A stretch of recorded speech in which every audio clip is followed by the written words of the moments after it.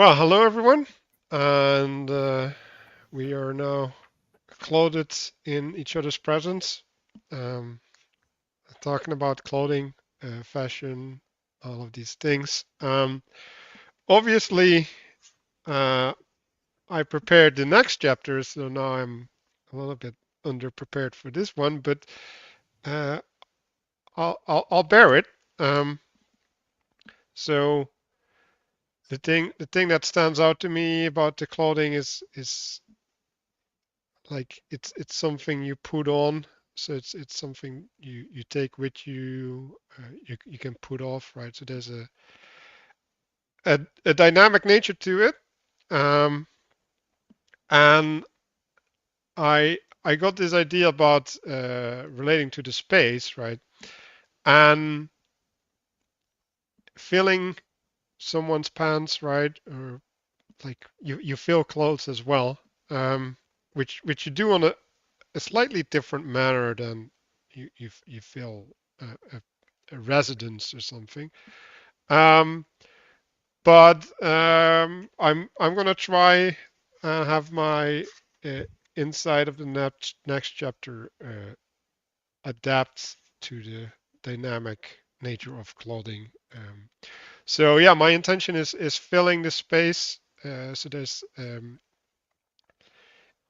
there's a space that's designated and it needs to be fleshed out in a manner, and like I want to pay attention to doing that in a proper manner, um, where all the things that need to be attended to are attended to. And I'm actually thinking of writing a story about setting up a tent and involving all the aspects without being explicit about them.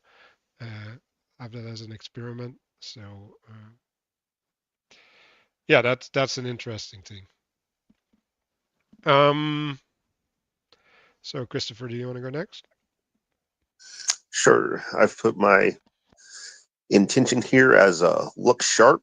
That's a thing that people will say about you when you're dressed well, and it's also a thing they will encourage you to do when you need to act. And both of which are those are geared toward like properly expressing and point or identity. So that's how I'm thinking about stuff. Castle. Yeah, I just want to quickly comment. I like the look sharp thing, especially because we'll probably get into eyes later, so it's not just looking sharp, but it's also looking sharp. I like that a lot. But my intention is essentially to subvert everything Manuel said, because he wants to fill the space and attend to and kind of tie up the loose ends, and I am intentionally leaving loose ends at the fringes. So hopefully, between those seemingly opposite perspectives, we'll find that they're more complementary by the end of this, or we'll have war. I'm fine with either, but Yeah, otherwise, Castle, because in my monologues preparation, I'm like burning off the loose. yeah. Like, But that's fine because I'll add them back later. But uh, that's what I've got for now. I will hide the rest of my point for later. Danny, would you like to go next, please? Yeah, I spent all my time on chapter 67 and 68. I don't really have much more to say about the clothing chapter since I spoke a bit last week. Chapter 67, if there's any chapter in this book or topic or concept that I consider myself to, for lack of a better word, be like a, I don't know, feel I understand or it's chapter 67.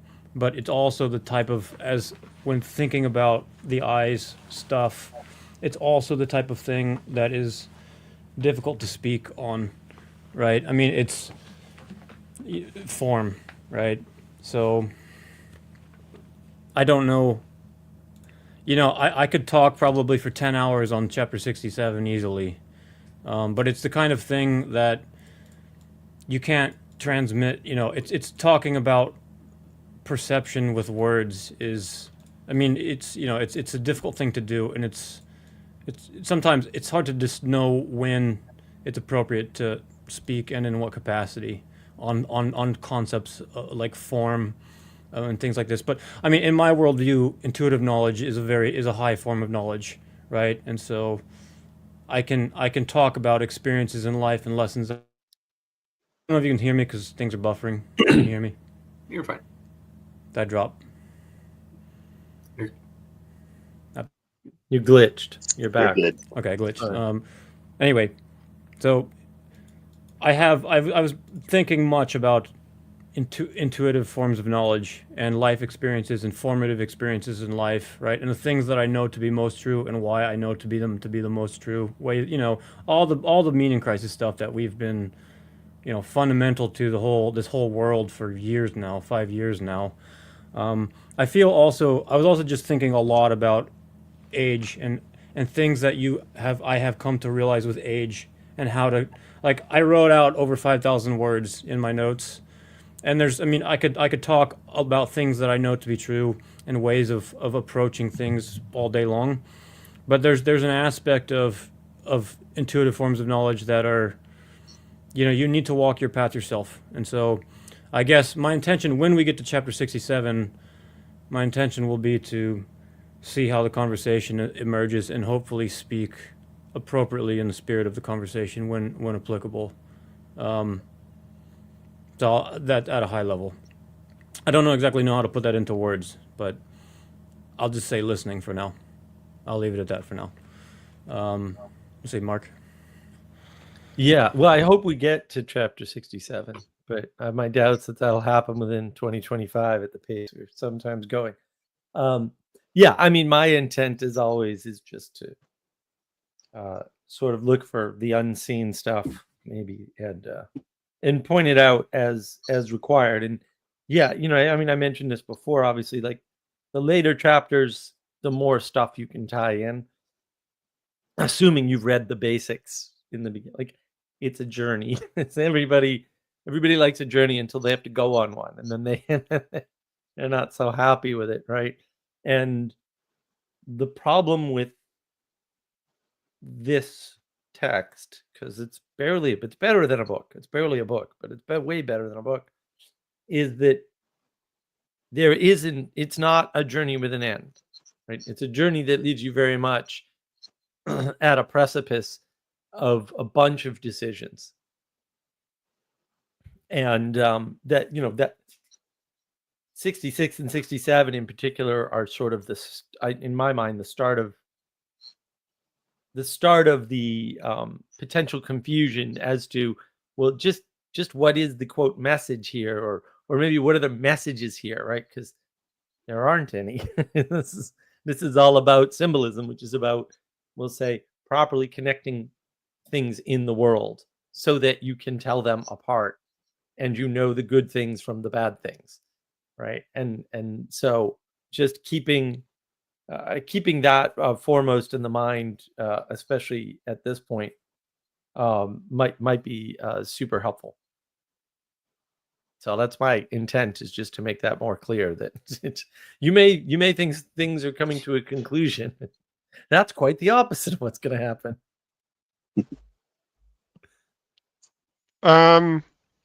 Yeah, so a different way of saying is like he's trying to use two fundamental categories, and we talked about it last time, right? Like there's a way to look at the uniform from wearing it and from relating to it, and then also from to describe it, right? Like there's all of these things, and they give different qualities to them. And then the question is, well, okay, like I've been reading the Bible and I've seen trees all over. Like I don't know why people doubt the Trinity, but like, like if there's something that doesn't come in a set of three, you have to pay really good attention because something is happening in a.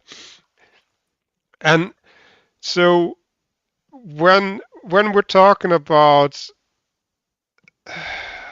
these clauses, and like it's kind of lacking purpose, what Pageau is doing, like Mark is saying, like and instead his purpose is like showing the frame or something. And I have this whole dialogue about the frame in the next chapter, so I'll save it for there. But like the thing that I want to say for now with the clothes is they're like a personalized frame framework that we can relate to others to, right? Like it's like a mediative quality in a lot of domains. It's lubrication of certain functionalities.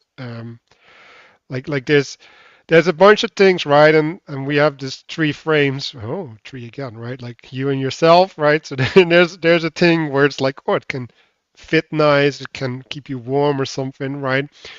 It's you and others, right? So it's like it might signal something, right? Or it might even be like when you're mountain climbing, you can actually attach yourself to someone else, right, with a chain or something, and or a wedding ring for that matter, right? And thirdly, you can put tools in your tool belt or something, right? Like and the tool itself will allow you to engage with the outer world as such, right? So there's the you and nature, right? Like the external world, the inanimate world. Let's just say it that way, right? Like I think that's maybe we should update that, Mark. You and the animate and you and the inanimate. um, because I actually think that's what in Genesis the animals are the animate, right? That which is spirited but not human, and then the humans have this special social quality. I'd have to think more about that. That's an interesting way to do it too. Yeah, but like so what's happening now, right? Like I kind of feel that when I'm reading the book, right? It's like, well, that's an interesting way to do it, but like I definitely wouldn't do it this way. And then the question is who's wrong, right? Or are we both right? That's also possible. Yeah, multiple perspectives. So yeah, there's lots of ways to tell the same story, right? So let me see. There we go. Does anybody want to like revisit last week? Anything on this page? The one thing I wanted to maybe say about this first page here was he's talking about clothing, but he mentions that this is a microcosm of creation. So what he says here kind of will like scale up to like from your clothes to like a room to a building to like a city to that sort of applies at different scales because we're going all the way back to creation on it. So yeah, I'll just reiterate the point here, right? Clothing is not a uniform thing, right? It has two aspects, the uniform and the disguise, right? Which should inform you as to the importance and the role of clothing, and then allow you to attend to it and figure out what am I signaling and why, right? And because sometimes we're signaling without knowing it, and sometimes we're signaling and we know full well what we're doing. And are you hiding something or are you expressing something? And that, like uniforms, for example, they express a lot of things at once, right? They express competence, right? And whether that manifests is a different, right? That's what they express. That's the signal that you're getting. They express some kind of authority over something, right? Some limited authority, because all authority is actually limited, right?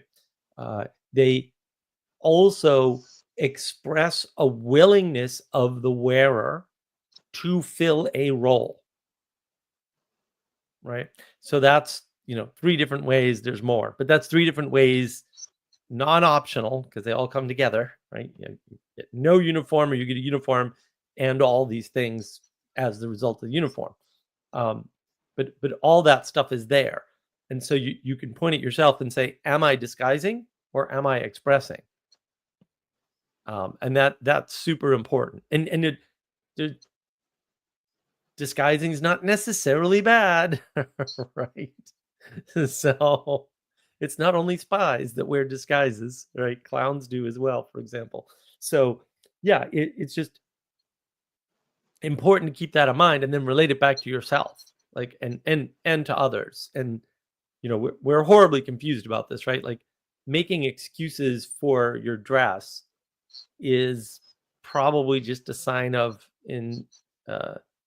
intolerable weakness or something. Like you shouldn't do that. You should own where you're at, and for whatever reason, right? I saw this recently on a Sargon of Akkad video. It just almost made me throw up. But so such are the limits of humans. Once they hit their limit, they're pretty well gonna flounder. So, yeah, owning what you do, and unless you're living in a nudist colony, like you've got to own the clothing because you've got to clothe yourself, and that's super important. This is a sort of an opportunity to take responsibility for how you dress, and most of maybe one episode I screwed up, but most of my dress on this book club, for example, has been thought out and deliberate, and that's the way you should always do it.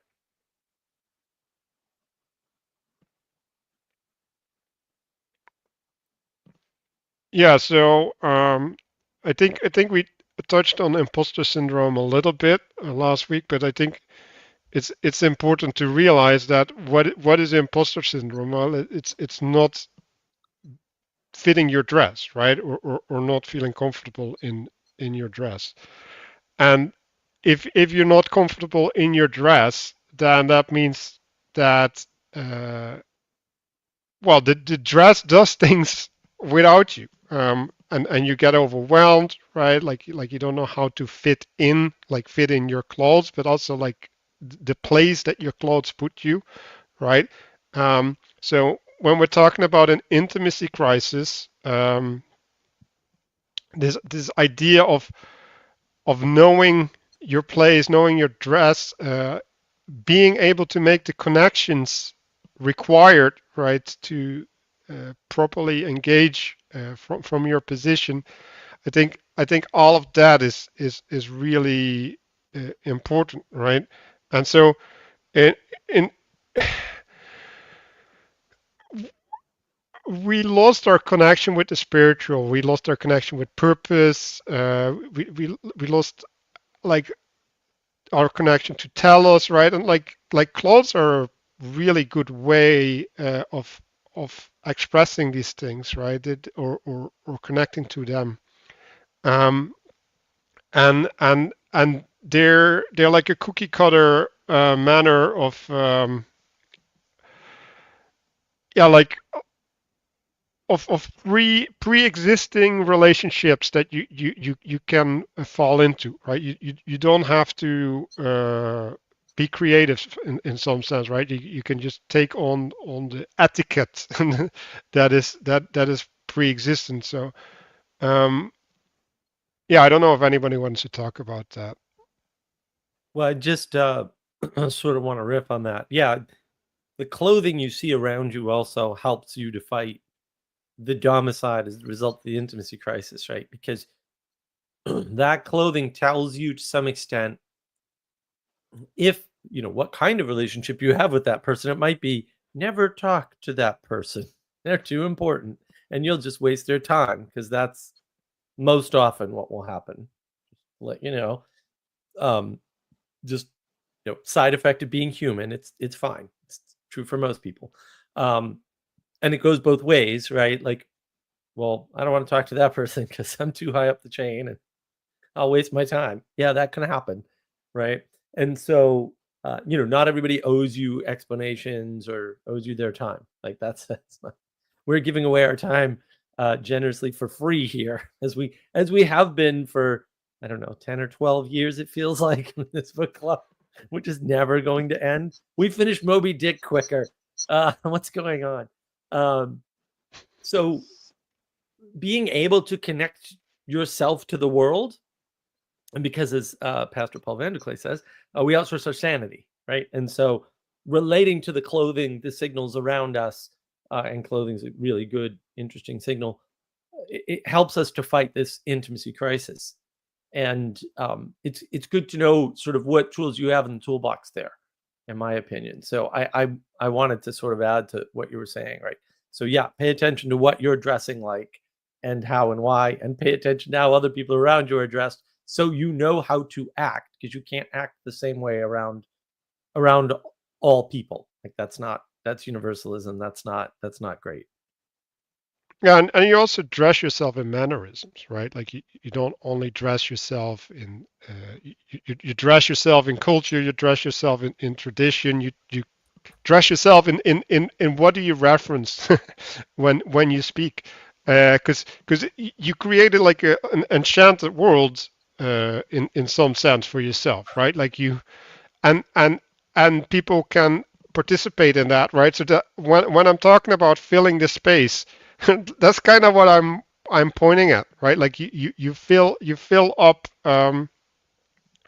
this space with shared meaning, right? Because Pageau sometimes drops his word meaning, and I'm like, oh yeah, this was all about meaning. Like I keep forgetting it. And so what are we doing? Well, we're trying to highlight something, right? We're trying to create an affordance, because that's what meaning is, right? Like meaning gives purpose or something. It allows for things to coexist, to participate, like and for communion to happen ultimately, right? And to go back to the intimacy crisis thing, is like, okay, like if we can't see the shared meaning, then yeah, what are we seeing, right? Like what are we doing? Um, so yeah, Yeah, so you need motivation to make the connection, because making a connection requires a bunch of negotiation and sacrifice on your part. And that, that's often hard to see, because we just think time is free and energy is free and attention is free, and we're just kind of floating around, and we're gonna do something with it anyway, so it's not really costing us anything. It's like, no, you're definitely choosing one thing in favor of all the other possible things, right? You never choose between two things. That never happens. You always choose one thing at the exclusion of a bunch of other things. Yeah, I like the point about the necessity of the sacrifice in order to kind of exist within a certain set of boundaries, I guess, or to set a certain type of expression. You see these things where, it's like, oh, well, somebody's going to apply for a position or something like that. And it's just like, well, if you don't have currently the clothing in order to do that, or for example, there was something that I had where I had clothing that would be considered formal, or, something in the realm of business, that sort of thing. But a lot of it was like fancy leather jackets and that type of stuff, not like a suit, like normal, the type of thing that would normally fit in that category. I could show up and not be shunned. But it turned out that there was a time when I needed something for a black tie event, and I realized, oh, like it uncovered my nakedness essentially, that I realized, oh, I actually can't rectify this without making a particular sacrifice. And then that involves not only going, and you got to go and shop for it, and that takes time, and then it's just, there's a whole thing. It was worth it. It afforded a certain level of engagement that wasn't possible beforehand. But you consider the amount of time and energy and actual like monetary resources that cost, just to, compare it to the amount of time that actual interaction was going to last. And it's like, it far outweighed it. But over time, once you have that initial sacrifice there, that it affords across time multiple instances of that degree of interaction. So it's not just the one time. A lot of times people will do this where they'll buy an outfit for just one occasion and then never wear it again. It's just like, no, you can actually you can continue to make use of that. The fruits of that sacrifice across time if you so choose.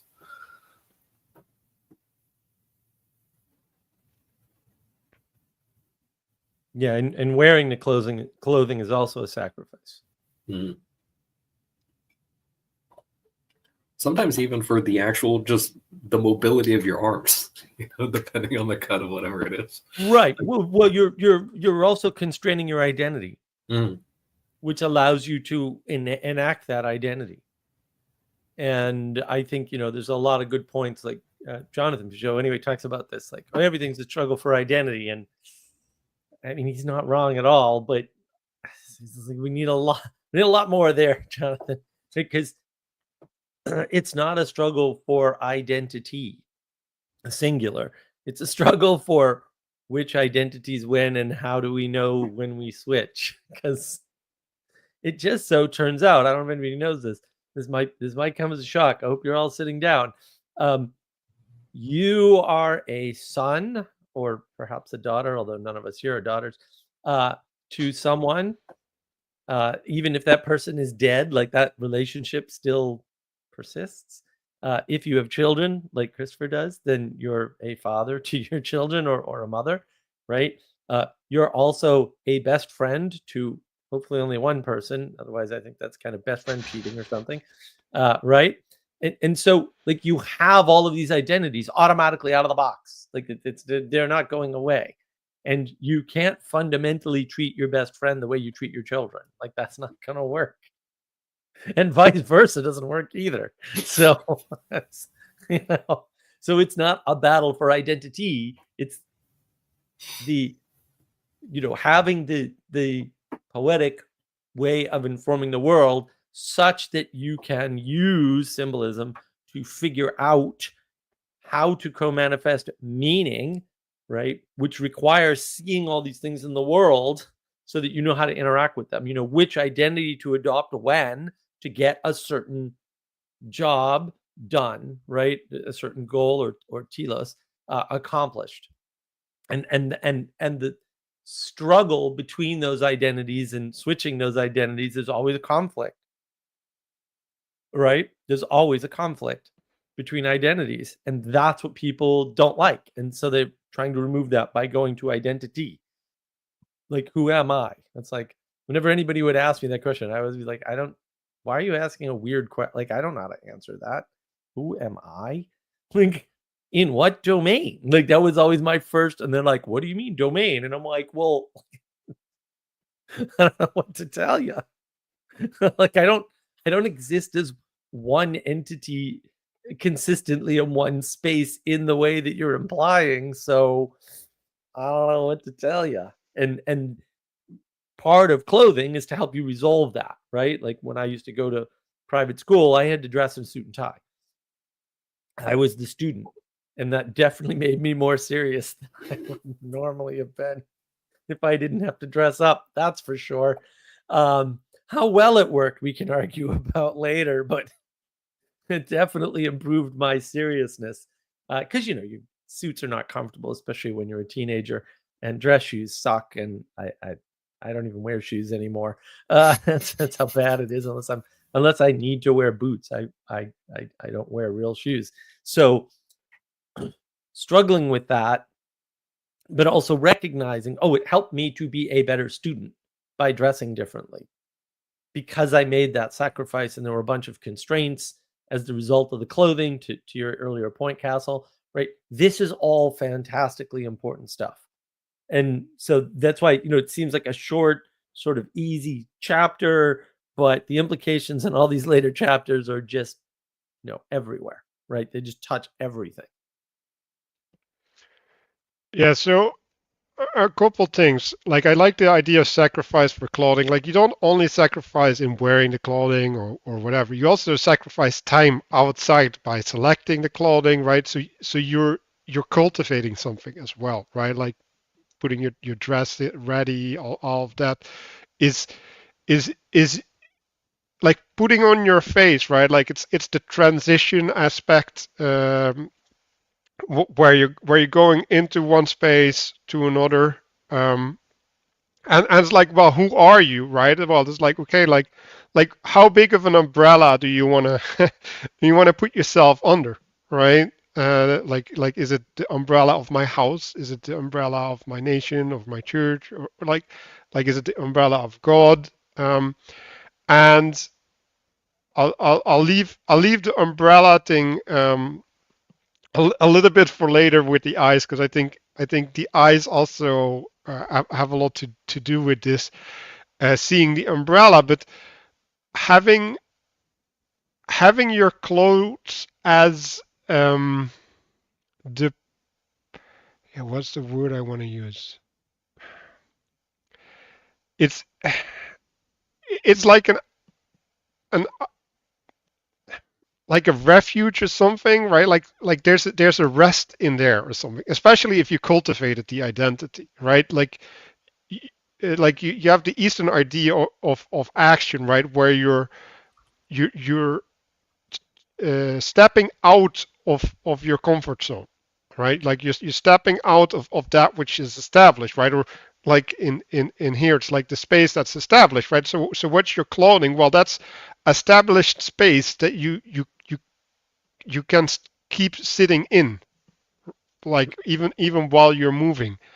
Um, and so like this this especially with uniforms like army and stuff, like this established space is connected to the bigger space, right? Like it's affording you a connection to be rooted in your nation, or like in your department, or whatever uh, frame you want to pick there, right? So it also gives you a means of accessing that bigger space without corrupting it, because that's the thing that I'm gonna talk about, right? Like the idea of corrupting the space, because if you fill the space inappropriately, right? Like if we all are starting to wear weird dresses, then like what is the space? Like we can't recognize it anymore.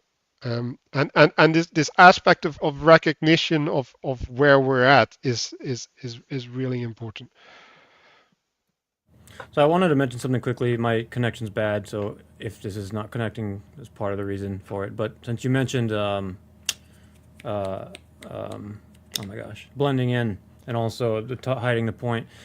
10 minutes before we started, I was really tired because I started working early today, and I was taking a nap.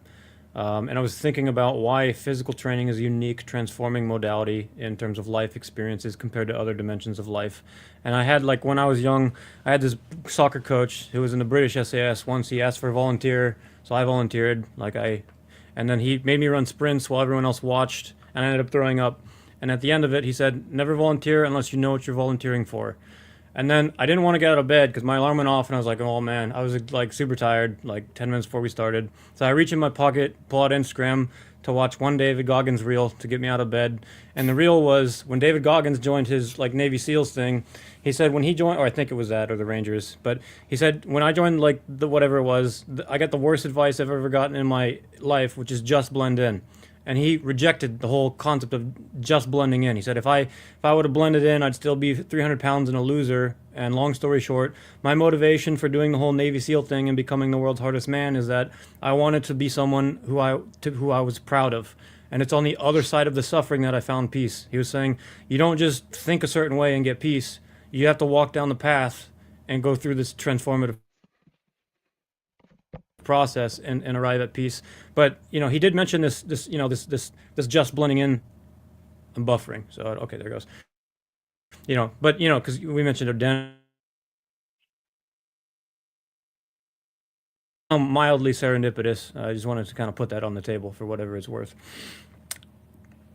Like about the British, the whole never volunteering thing. Like I'm actually not sure how I feel about that. I stopped volunteering for things after that. Maybe that saved me from, signing up for the military or something. I don't know what happened to that guy, right? But like, so I'm not mad about.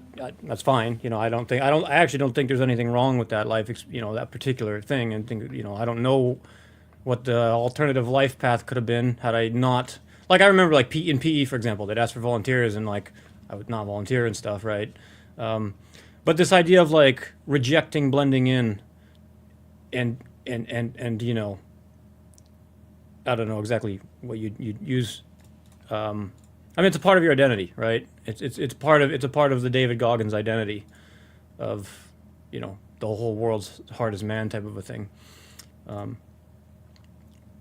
But yeah, I don't know how exactly to connect it to hiding with clothing, but. Well, it also has to do with the source of your identity, right? So it's like where is it coming from, right? Are you picking your clothing, or are your clothes assigned to you? Is are you adhering to a purpose with your clothing, or are you just scrambling stuff together, right? Sound well, Buff? Like you seem fine on our side. Like it's on your side. Man. So yeah, I don't know if anybody wrote this piece, but I had a lot of issues with what happened here. Um,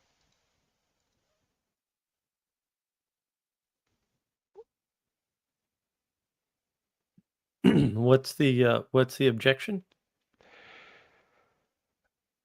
well, this idea that you get to this,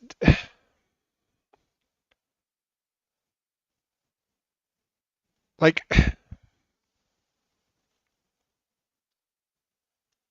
let's just say that you're always hiding and you're always projecting things, and this, like, you can flatten things in a specific domain, but then you're also saying that the clothing only has one purpose, right? Like, Well, no, because I mean, I don't think that's what he's saying at all. What he's saying is when the intent doesn't match the action, bad things happen, which I think is correct. Like when you can, I mean, this is why he's saying hiding the point and exposing nakedness, because you can't do one without the other anyway, because they're connected. Like it's a connected world, and I think that's where the problem is that he says subverted with the opposite intention, right? And so it's about the subversion. It's about the attempt to do something in the world that is counter to the action that you're taking, right? And that's a corruption by sort of, I would say, by definition, and that's actually what he's pointing at here, right? So I mean, I don't see it as a flattening. He's sort of disambiguating. He's sort of going one layer deeper and saying, look, when you're in disguise, this is what happens. Like it's not an optional thing, because if you're disguising and subverting the attempt, as a mode of being, then corruption happens. And because corruption happens right later on, you see that there can never be an expectation of a spy that they will not become a double agent. It's impossible, right? Because if you'll betray one side, you'll betray the other side. Like there's no principle behind it anymore. Now, you can argue that principled people can avoid that problem, but what he's pointing to here is that if the outward system is corrupted by intent, then all of these other things have to now be managed, and maybe some of them can't be controlled to any great degree. And to add to that, it is, and he does kind of mention, that it can happen in a playful context. And if it's a playful context and it's not actually being subversive to the entire container, then it's sort of a renewal thing. I mean, this is something that I play with sometimes when I go and pop in on your live stream sometimes, and I'll show up and do some sort of silly thing, and then like I'll show up in disguise, and then but the entire point was to actually subvert the disguise, not make the stream impossible, and it's like that was to add a little bit of like negative contrast and then kind of bring it back. Yeah, so I guess my thinking is completely different, right? Because you, like, when you're a spy, for example, like you do have a purpose, right? Like you do have an identity, and you're recreating the event, right? But I guess it's just a matter of how you view it, or you're expressing a false point, right? Like when you're subverting something, you're actively expressing a false identity or whatever, right? But that's what he starts with. Like again, I mean, a lot of people don't write correctly, but actually the correct way to write is the first sentence is supposed is supposed to make the short form of your point, right? So he's talking specifically about subversion and intention, and that's you have to put it in that you have to put the rest of it in the context, otherwise, yeah, you get. It's not about clothing in general; it's about subverting with clothing, right? Through intention, and then the results of that, right? And then in fact, to Castle's point, that like a clown takes a celebration and both contributes to it by revivifying it and also disrupts it because it's an outsider, right? Coming in on what is ostensibly a personal, private, right? Like everybody at a birthday party is typically somebody you know, except for the clown. But then they inject something into that process. And so it's a uniform, right? It does it has all the qualities of any uniform, right? But that person cannot have the intent to celebrate the birthday directly. They don't know the person whose birthday it is, right? And so it's a subversion in that way. But to Castle's point, that leads to the revivification, and that's actually what again, we're one layer down now. We're not back up at the clothing layer anymore. We're really at the subversion, at the disguise. We're in the disguise branch of that equation, if you will. Boy, it's handy and frustrating, programming at the same time.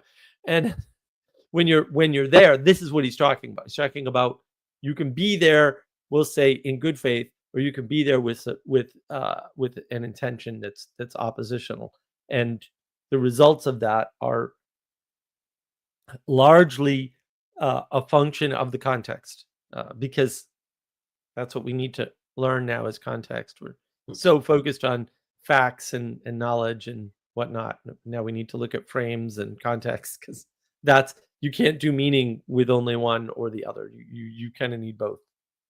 This makes me think of the whole thing of like hiding in plain sight and stuff, and that can be done in a fun way as well. But you imagine like criminals, for example, hiding in plain sight, people doing, running scams and that sort of stuff, appearing to run a legitimate business, those sorts of things. Like that is subverting the overall system and then corrupting it.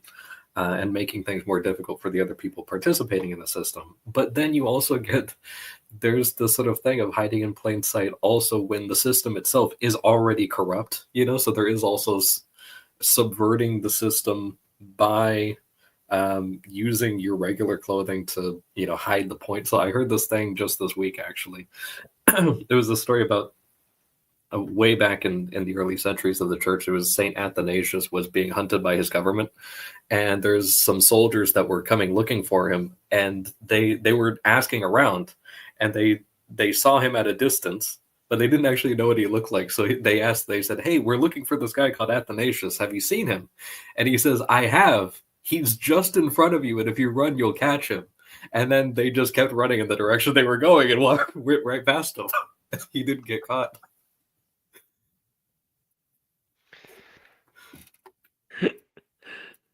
That's great. That's perfect. No lies. Tell no lies.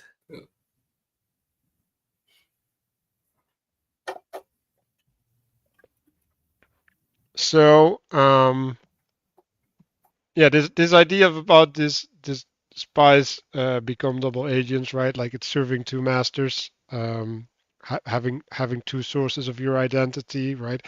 And well, this is switching masters. I mean, a double agent doesn't serve two masters; it switches masters. Well, that if you're doing it correctly. But this is the problem, right? Like at a certain point, you adopt things, right? Like so you can wear a clothing, you can wear a disguise, but you can also adopt the disguise, right? And you have this idea of method acting, right? Where you're going into the life of the character that you're trying to express, right? So you're trying to get a sense of the space that character lives in, but that also hurts you, right? Like because it will change your experience. Like there was this guy who went and ate with goats, right? Like he went and lived as a goat for a week or something. It's like, well, I think just imagine what it's like if you're on your knees pretending to eat grass or actually eating grass.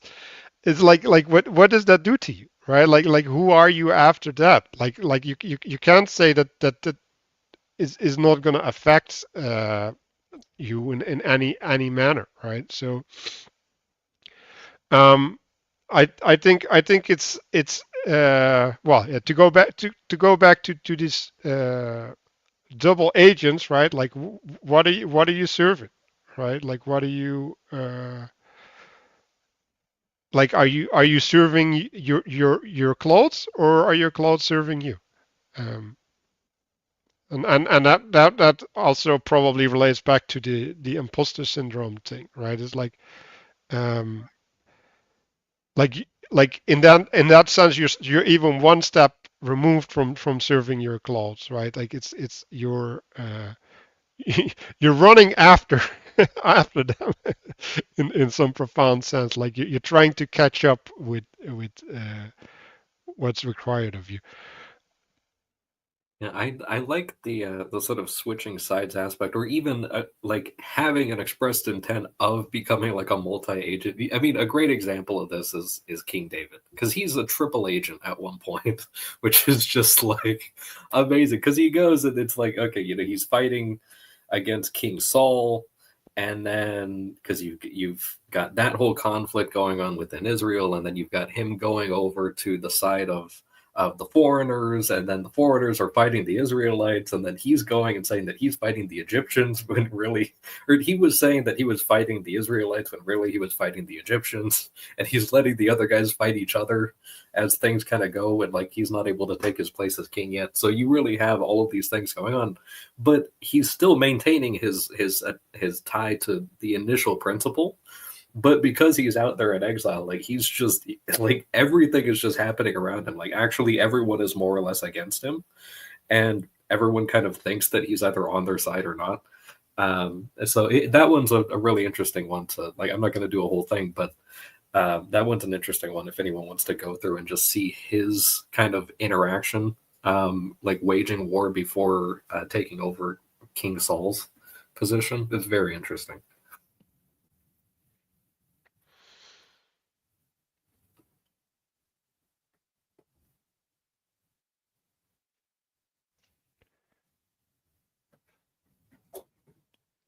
So yeah, like I think Matthieu talks about this idea, right, of being taken over here.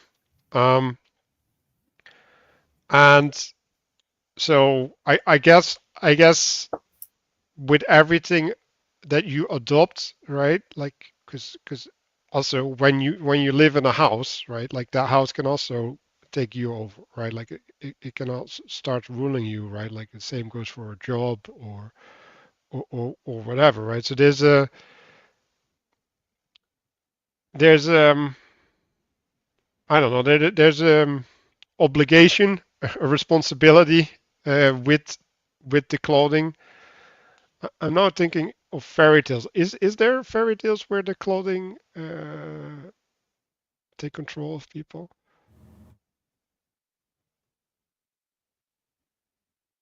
I don't know. It doesn't really matter to what he's talking about here. Anyway, yeah. So this idea of Adam and Eve, right? Like I think it's important to connect it to casting out of the garden, right? So there's an exchange of the garden as a clothes or something that clothes them, that protects their nakedness. It's now exchanged for the dominion over the animal. So there's a change in relationship that happens, right? And he's contrasting that with well, some kind of upkeep that is associated with that. Um,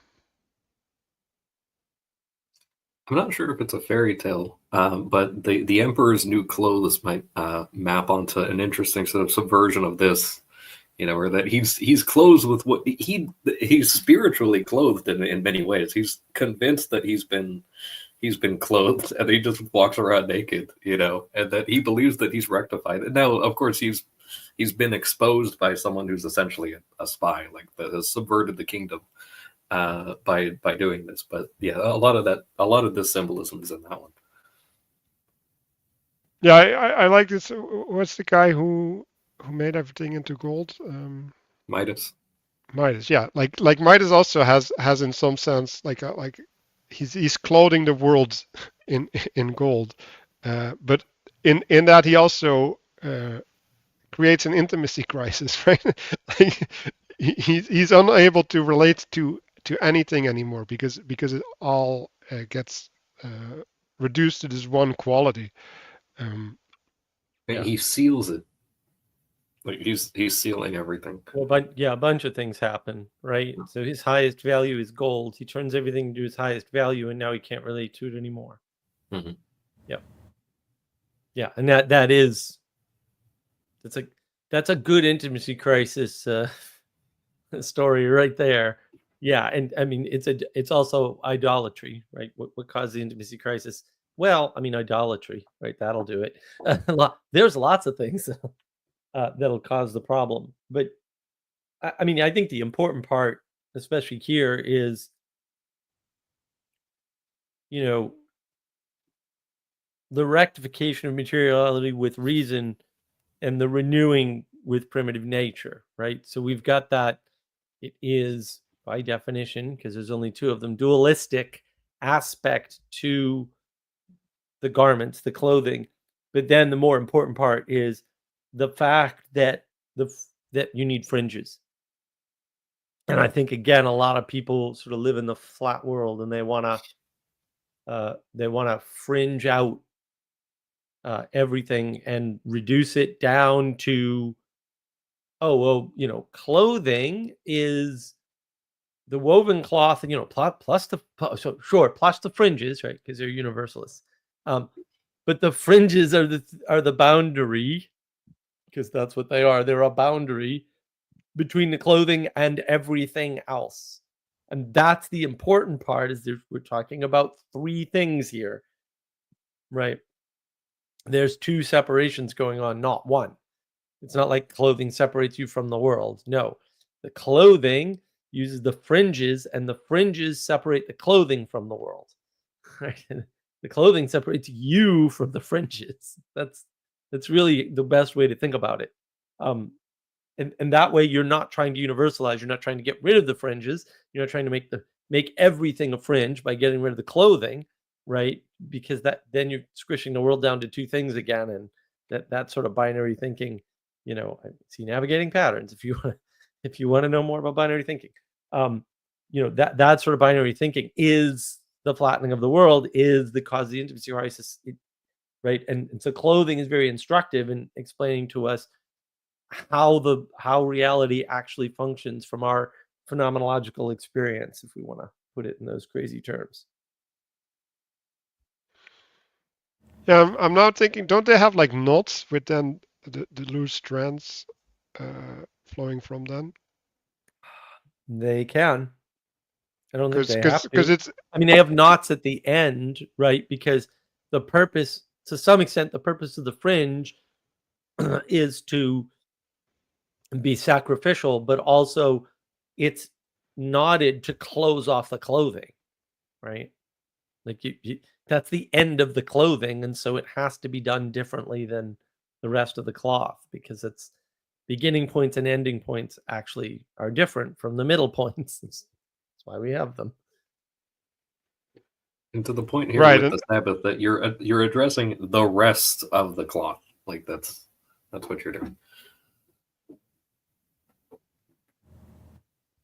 Yeah, so because I'm trying to see, right, like, cause if you have a knot, like what, especially the ones that I look, and like they also have that on like I think it's plumes. Anyway, you have them on the helmets and stuff, right, where you have like this piece of rope, and you have a knot, and then you have the strands separate, right? So you have the separate strands that are in the outside, And then you have the knot, which is like the mediation or the transference, and then you have the rope, right, where the strands are woven together into a union, right, and that connects back onto to whatever the main garment is, and so it's interesting that well then you have unity and multiplicity, and then the mediation, and I'm connecting that also to the gates of the city, right? Where you, the gate is the mediating structure between what happens inside the city and what happens outside of the city, and the plurality meets at the gate to find entrance. And that mediation then can have certain qualities, right? Like it can be fairly open if there's a homogeneous relationship, or if there's an adversarial relationship, then there's going to be more of a guard there. Yeah, the knot holds things together. So the weave does not hold itself together in a fabric. It's the knot that holds the weave together. Right. And then because of the knot, you also need some kind of a fringe.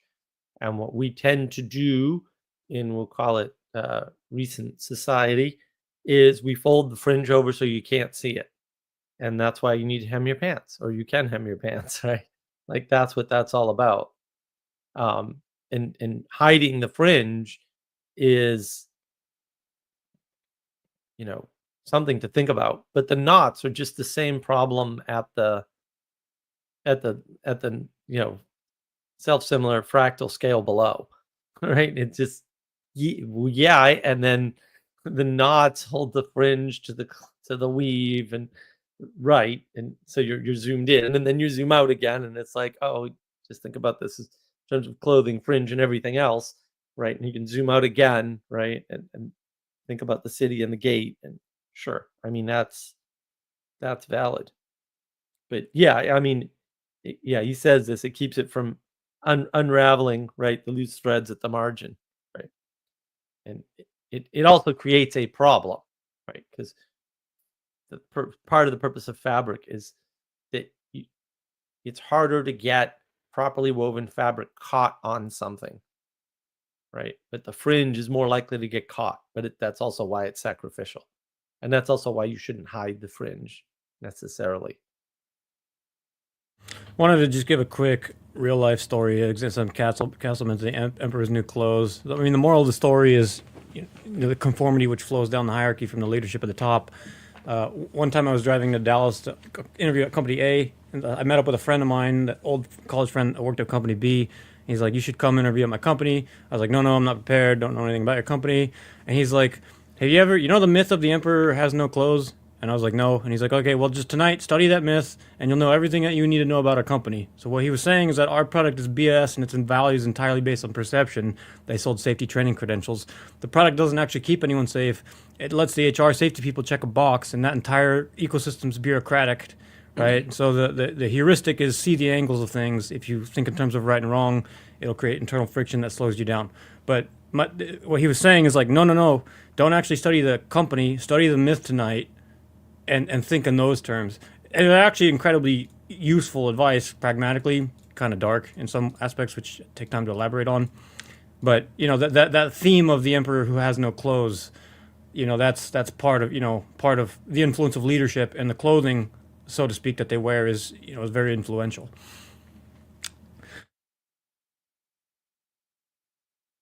Yeah, that reminds me of this time that I was in India, and I had some hash in my backpack, and there was a checkpoint where they were actually searching people's bags. I don't know what they were looking for, and I clothed myself in a purpose when I went to them and said, "Could you please get me to my train? I don't want to miss my train." Right. So there's an urgency, right? And so who are they relating to? Well, they're not relating to me as a passenger that needs to be searched. No, they're relating to me as a problem that they need to deal with, right? And therefore they're forgetting their clothing, right? Because they are the authority. They are supposed to set the frame for me, and instead they let me set the frame for them, right? And that's the way that I was able to sneak through, right? By having them participate in my story instead of me participating in their story, right? And that's some subversion happening there.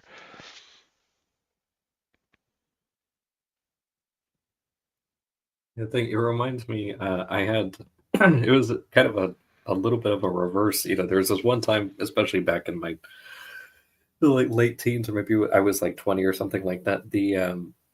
That I was at an airport and I had to go from one entrance all the way to the complete opposite side of the airport. And in those days, I would just wear all black, and I had like a military like olive drab backpack was my traveling bag, and I just sprinted through the entire place and never got stopped by anybody.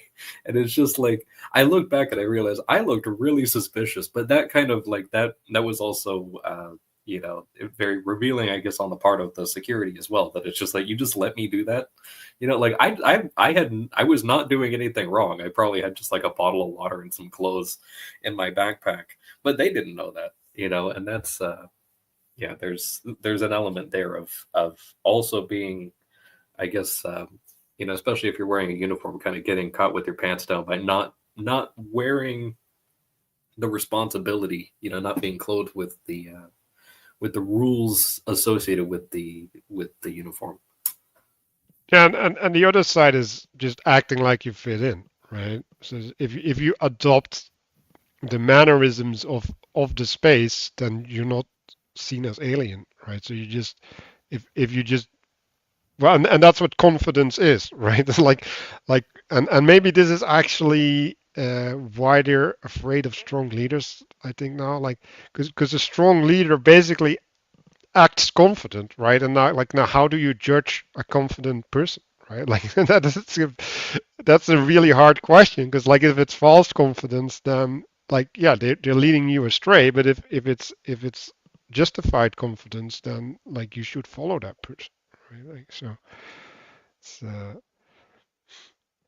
well, and yeah, this has to deal with authority, but I'll get into this. Oh yeah, the other thing is like Matthieu's talking about the gargoyles and stuff, and we're talking about holding space for the fringes and stuff like that. But I think it's also important to realize that the fringes also allow you to vent. Like they allow you to release your surplus back into the world. So there's also opposite directionality that needs to happen, which is well, if we think about the obesitas crisis and all of these uh, these things, right, where we're just taking things in. We're consuming, and we're not having a proper release for things. So I guess that goes back to the recreation as well, right? Like the aspect that we're allowed to to replace everything in some sense.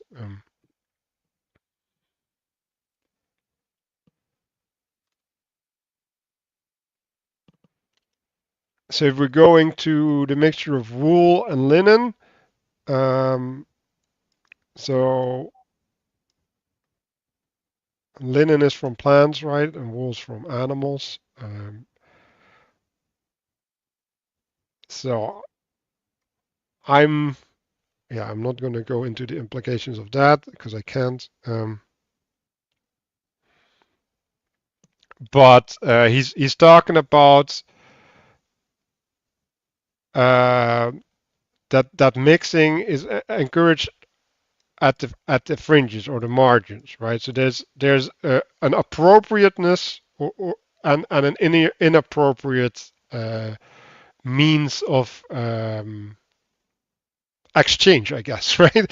And so if we have two spaces touch inappropriately, you get friction or you get too much, right? And and you cannot even say that in relationships, right? Like you have to go through stages to open up spaces of intimacy, and if you move too fast, you'll alienate the other, right? Like you'll actually have someone set up boundaries and defenses and stuff like that because they need to protect themselves because they don't know what's coming in and how much and with what intent and all of that. Um, so I thought at some level this chapter was like a treaty to maintain the sanctity of the container. Um, because like I do think that a good way to think about clothing is that which contains you. Um, and you have a responsibility to keep that um, clean. That's probably the best analogy. You have to keep your clothes clean. Um, yeah, you use gloves, for example, to as a mediating interface or shoes, um, and yeah, if you don't honor that properly, then you will get contagions. Something that's interesting with that as well, the sort of the maintenance of your sort of container is that I was thinking about dry cleaning. You know that normally you don't dry clean like socks, you know, or stuff like that. You dry clean like the type of stuff that you would wear at a very high end event. You know, your suit or those sorts of things, unless something was like just completely wrecked, and you just really wanted that garment for some reason. But normally it's the type of thing, and it's higher cost. And in order to clean the types of things that normally get dry cleaned, which maybe are not even compatible with machine washing or that sort of thing in any sort of way, that you're then relying on a larger sort of bubble of influence or of support in order to continue maintaining that refined stature that that clothing gives you. So in order to continue to wear a very nice high-end suit, you can't just throw it in the you know clothes washer or whatever and then dry it in the dryer and then just fold it, you know, into a drawer like you would with anything else. Like it needs to be pressed or whatever by a professional, unless you yourself have the resources for it, the time for it, the specialized, even if it's not super, you know, complex training that you need like a 4-year, you know, course to do or something like that. It still requires specialized training in order to not destroy the garment. And so that sort of thing, I then project that a little bit onto some of the higher levels. So you could look like a layer two higher at like a vehicle or something like that. Maintaining your vehicle, that's another sort of skin that you're wearing around you, that allows you to go out into places you otherwise could not, or at least not as quickly and efficiently. And the same deal, you would need specialized training in order to maintain it yourself, also the resources and the tools and all these things.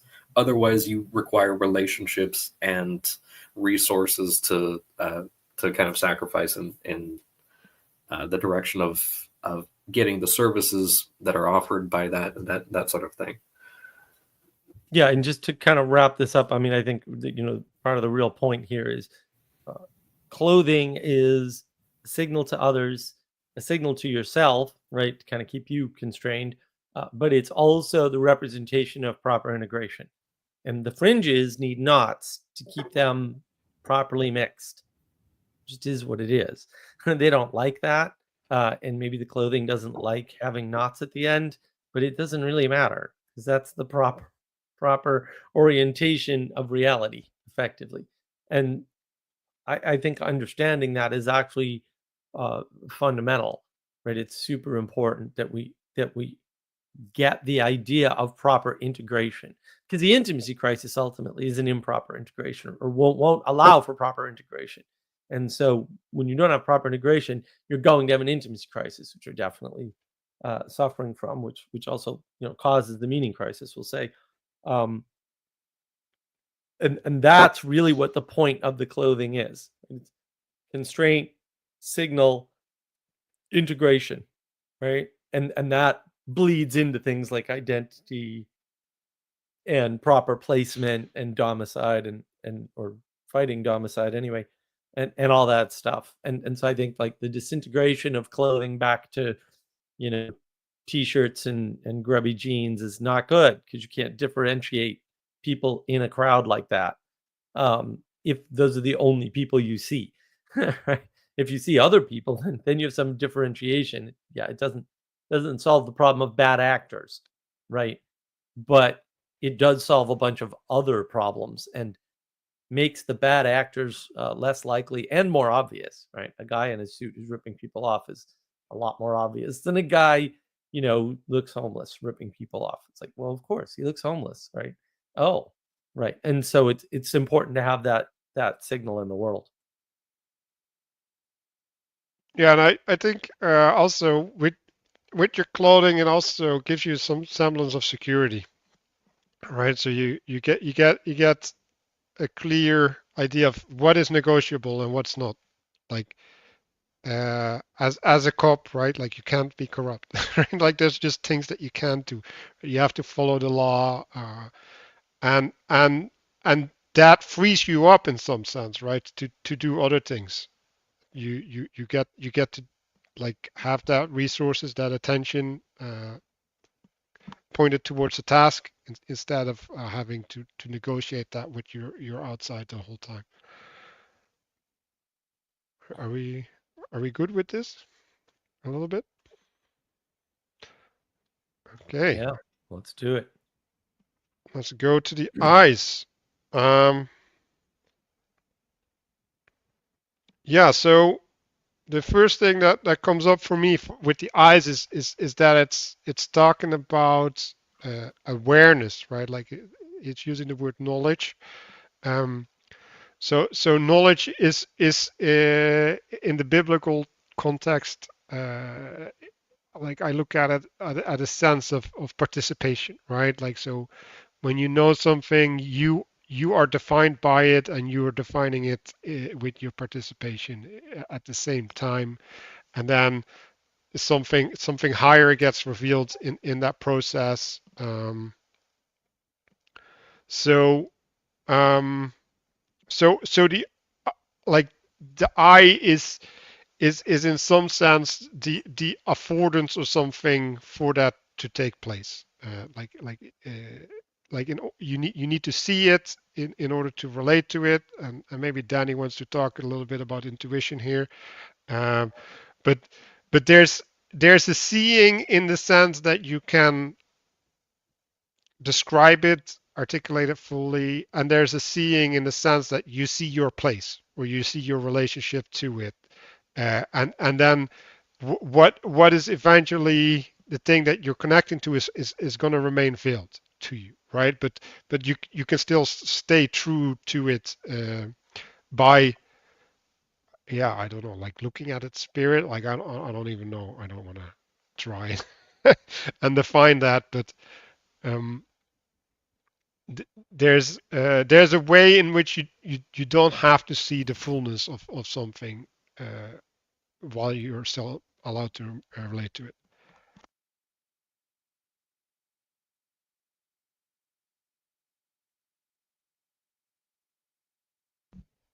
And we're not going to so going to the graph here, the note I have here is that in some sense the eye imposes. You could say it's God's eye, right? Like I Mark, we've been talking a lot about that you assign identities, right? So like when you're having a purpose, the world reveals itself in a certain manner. So you're still adhering to something that reveals, right? Like so another way to talk about this is you're participating in that which affords like the being that affords you to see what is contained in it or something, right? And so like that authority reveals then the world to you, right? And that is not only related to purpose, right? Like because that's also related to being grounded in a certain reality or something. Yeah, I'll open it up. Yeah, I think he talks about beams of meaning, right, which has nothing to do with beams of particles, as in as science would have foisted upon you. And I mean, I just recently released an animation video or AI based, perceptions, objects, and meaning, exploring Jordan Peterson on navigating patterns, right? Where what happens is the identification of the thing that you perceive and your whole perception, by the way, works within a preconceived mental pattern. And so a lot of people will make a lot of hay out of this. I don't know how valuable it is, that the native North Americans, when they saw a huge ship coming over the horizon, didn't know what it was and therefore didn't see it in a sense, right? Because they couldn't conceive of an object on the ocean of that type, right? They didn't have a classification for it, right? And so your classification for objects, that Jordan Peterson does talk about, is based on your needs.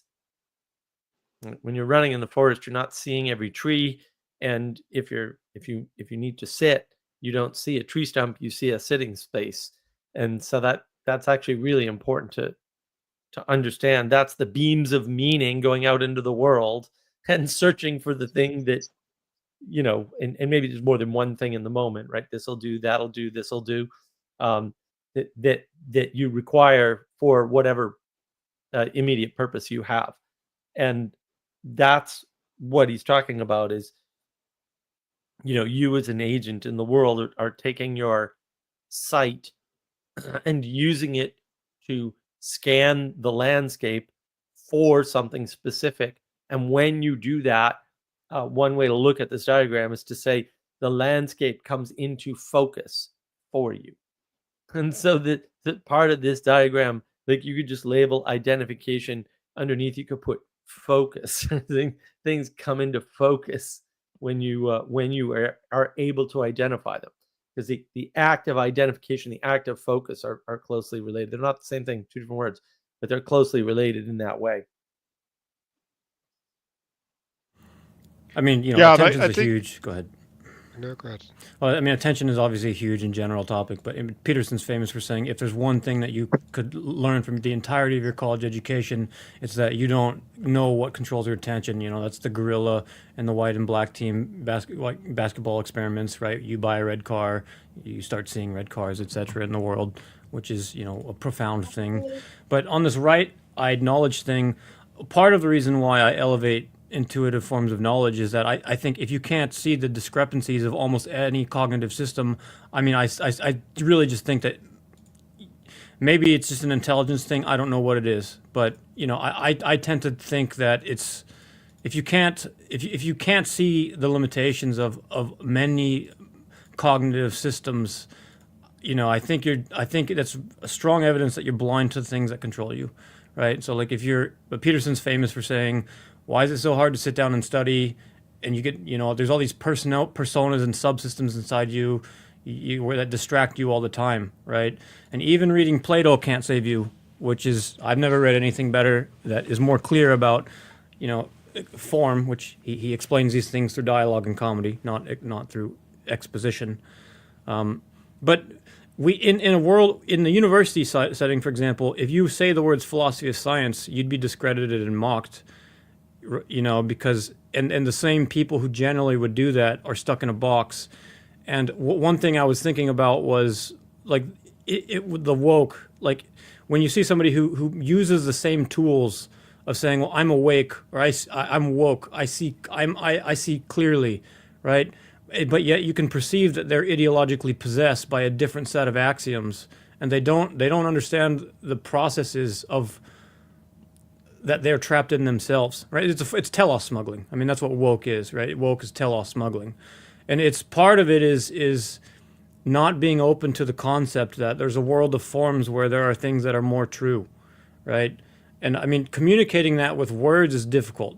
You know, we talk about the whole different ways of meeting, different modes, you know, the 4Ps, all this stuff. This is at the core of this whole corner of the internet, you know. But anyway, I can meditate on my own life experiences and ask myself, how do I know what I believe to be the most true and why? And that's, you know, been doing this for years, right? There's a lot of different ways you could go with, but you know, when it comes to limitations of knowledge, again, I mean, there's much that could be said about this. I guess part of it is like, you know, I guess my stance tends to just it's you know, it's to sit back and maybe offer help when the time arises and in the proper way.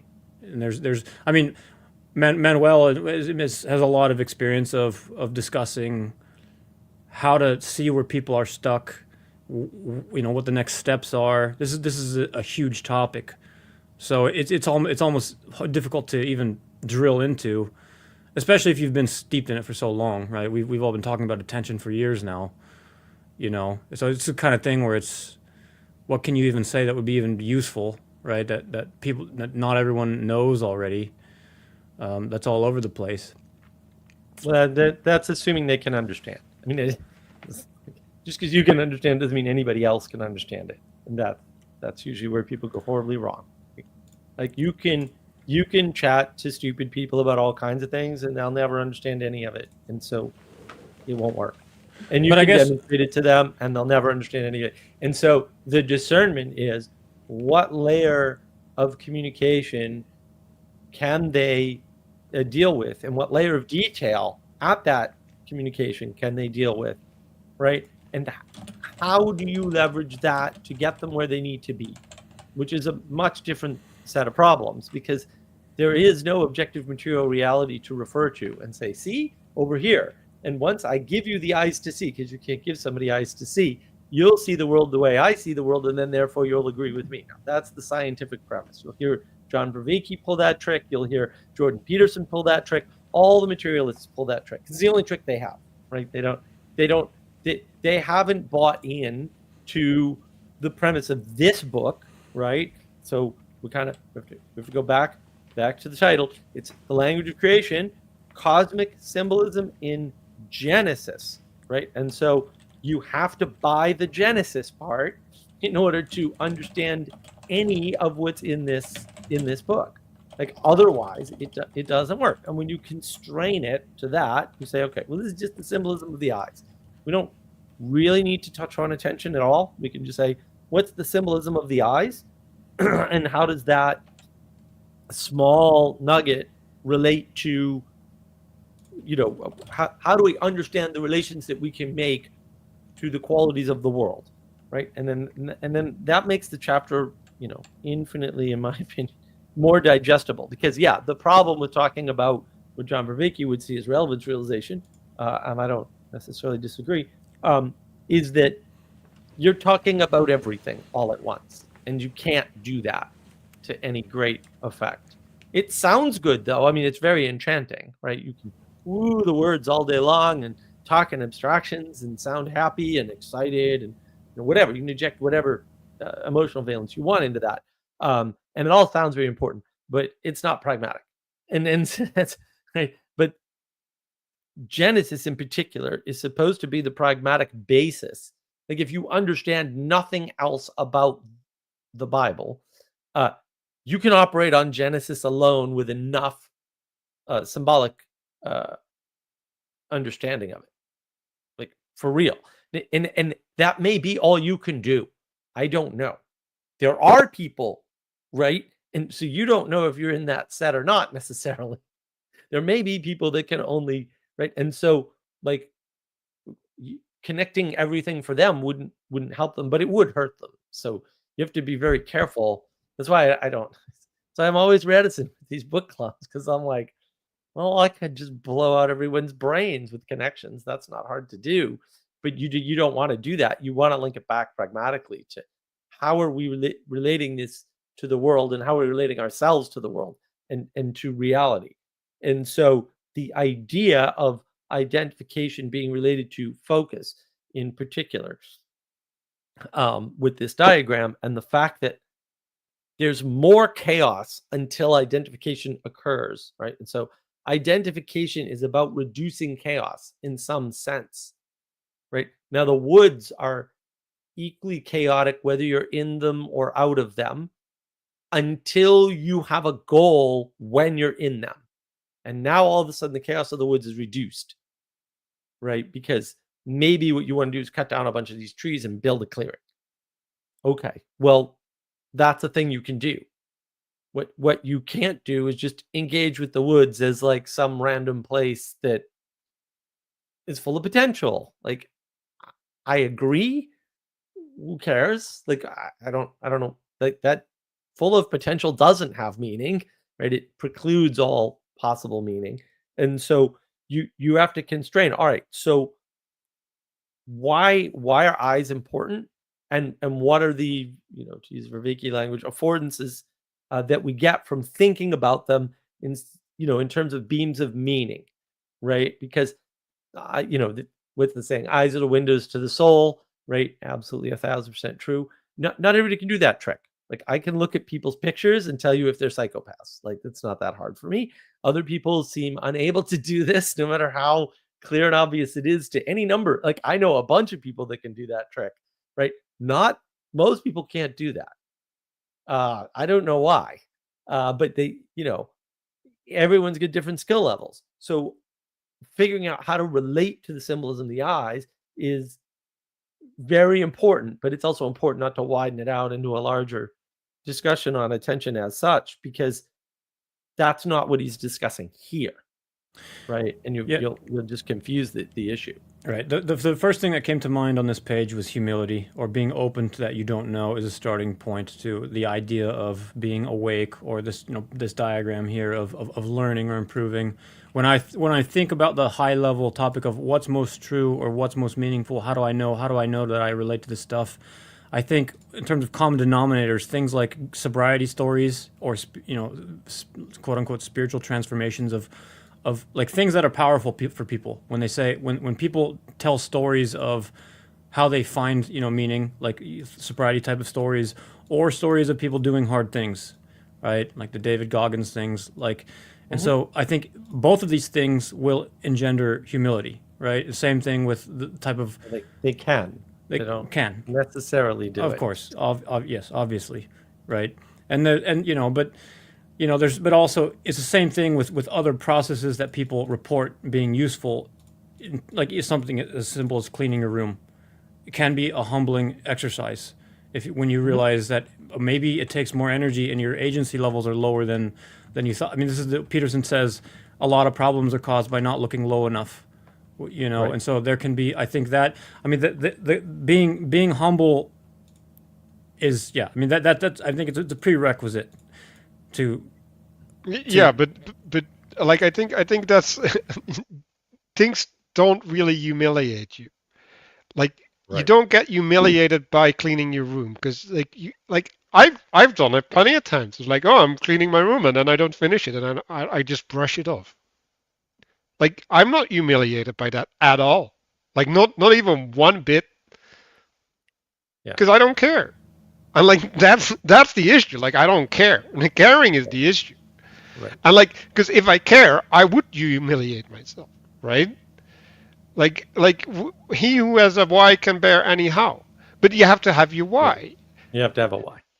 Exactly. Well, and that's what's missing. You also, like, the big problem is everybody talks about humility in terms of the so-called individualistic perspective. Of course, individualism is an impossible frame. You're not an individual. You've never been an individual. You'll never be an individual. You never will have been an individual, and no one else has either. So just give that up, because it's killing your entire way of thinking about anything in the world. for real, right?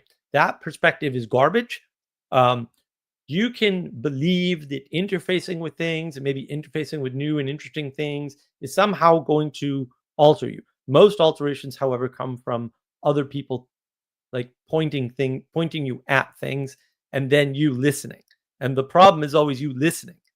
And so the problem with encountering things, like if somebody, there's no amount of stories that are going to by themselves convince somebody to like go be a monk or something, right?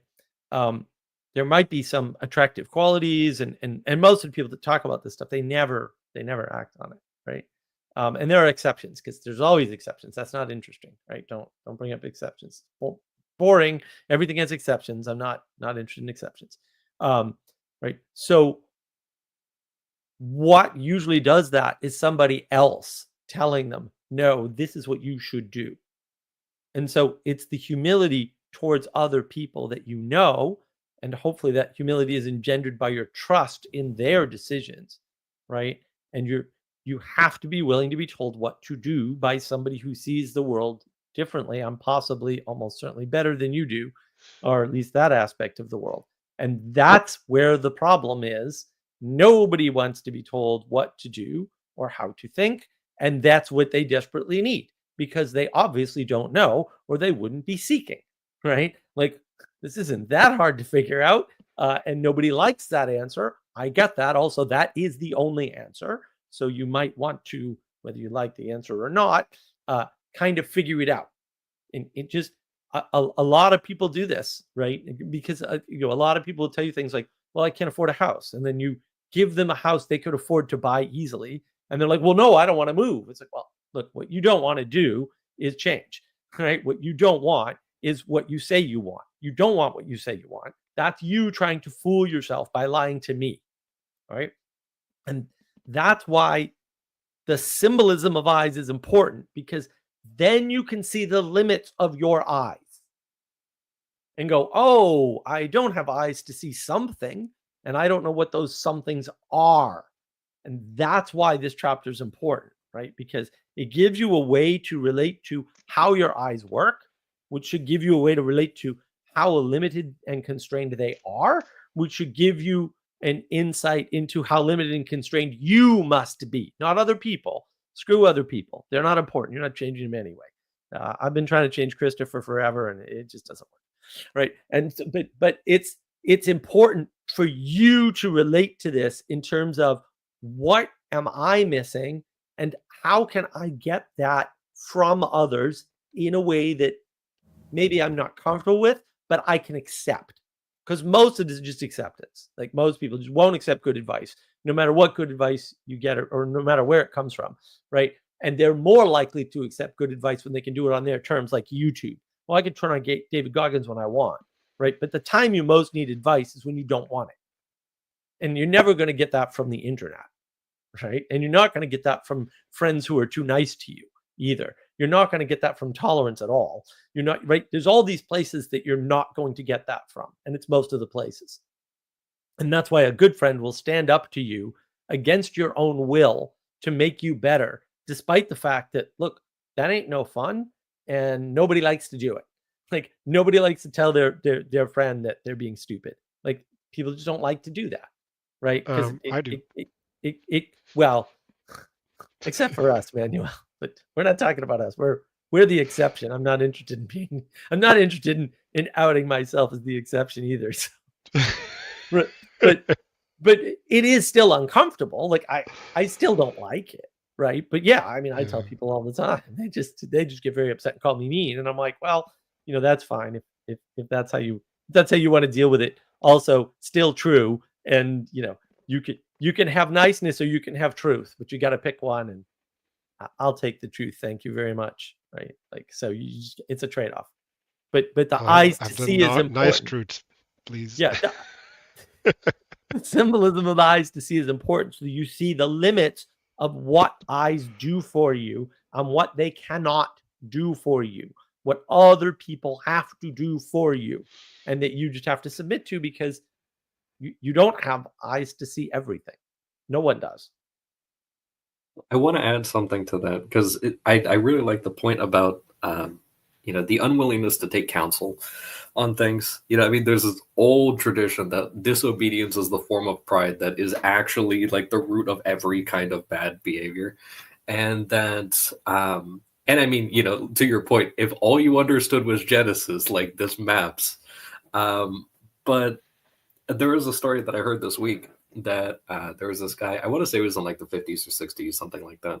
And there was a guy who was he was a historian, and he was participating in a community that was kind of building, and they're much, much more larger now, but they were kind of in the early stages back then. And there was another guy who was the leader of, I think he had just become the leader of this community. And that guy was also a historian. And that guy was a better historian, and they were roughly about the same age, as far as I understand. So the first guy was very envious of the fact that the guy who was the leader, he was also extremely talented at a lot of other things, and he was at least a slightly better historian than the guy was himself. And instead of going and saying, hey, I'm already part of this community, and this guy is actually a really nice guy that actually just gives money to people and like all of his time and everything, just perfectly happy to just give everything he has to give people a leg up if he can. Instead of going and saying, hey, can you like help me be a better historian, or can we work together on this stuff, or can I get some tips, because clearly you're obviously a better historian, how did you get like that? Maybe it's just an ability thing, but like there was no like, this town ain't big enough for the two of us type of thing. Like, they were working fine for a while, but then the guy actually decided and like said publicly that he was going to completely change careers, that he was going to give up history because he would much rather be the best at something he didn't like than be the second at something that he really cared about. And it's like, there was some Roman emperor, I think, that actually said something like he would rather be like the mayor of some tiny little village in the middle of nowhere and be the highest status man there than be the second place man in all of Rome, or something completely insane. And it's just like, that type of stuff is it, like, pride is killing your gains. I mean, Yeah, the way so to engage with things too, obviously, is, I mean, if you clean your room because your parents told you to, that's a different way of engaging with cleaning your room than because you're trying to solve some other problem. Like, you went to a site, you went to seeking help in a state of desperation because maybe you're addicted to something, and they're like, okay, you can't. Here's the small. Try this as a step one. You can go to a job for 10 years, or you can go to do things like exercise for 15 years and engage with these things in the same ways and still be blind to even how those things are influencing you. I mean, the whole listening aspect. I mean, that's the whole. I mean, that's what that's yeah. I mean, that's the whole thing is, and sometimes people have to run their course with things. I mean, if you take the story of this, I mean, talk about people pointing. You point to an addict, and tell them, hey, here's the problem that you have. It's not going to do anything. There's a lot that has to happen till the person comes to, and you just have to listen to their stories. You just have to listen to their stories of what was different this time. We can get out. This is an entirely different subject.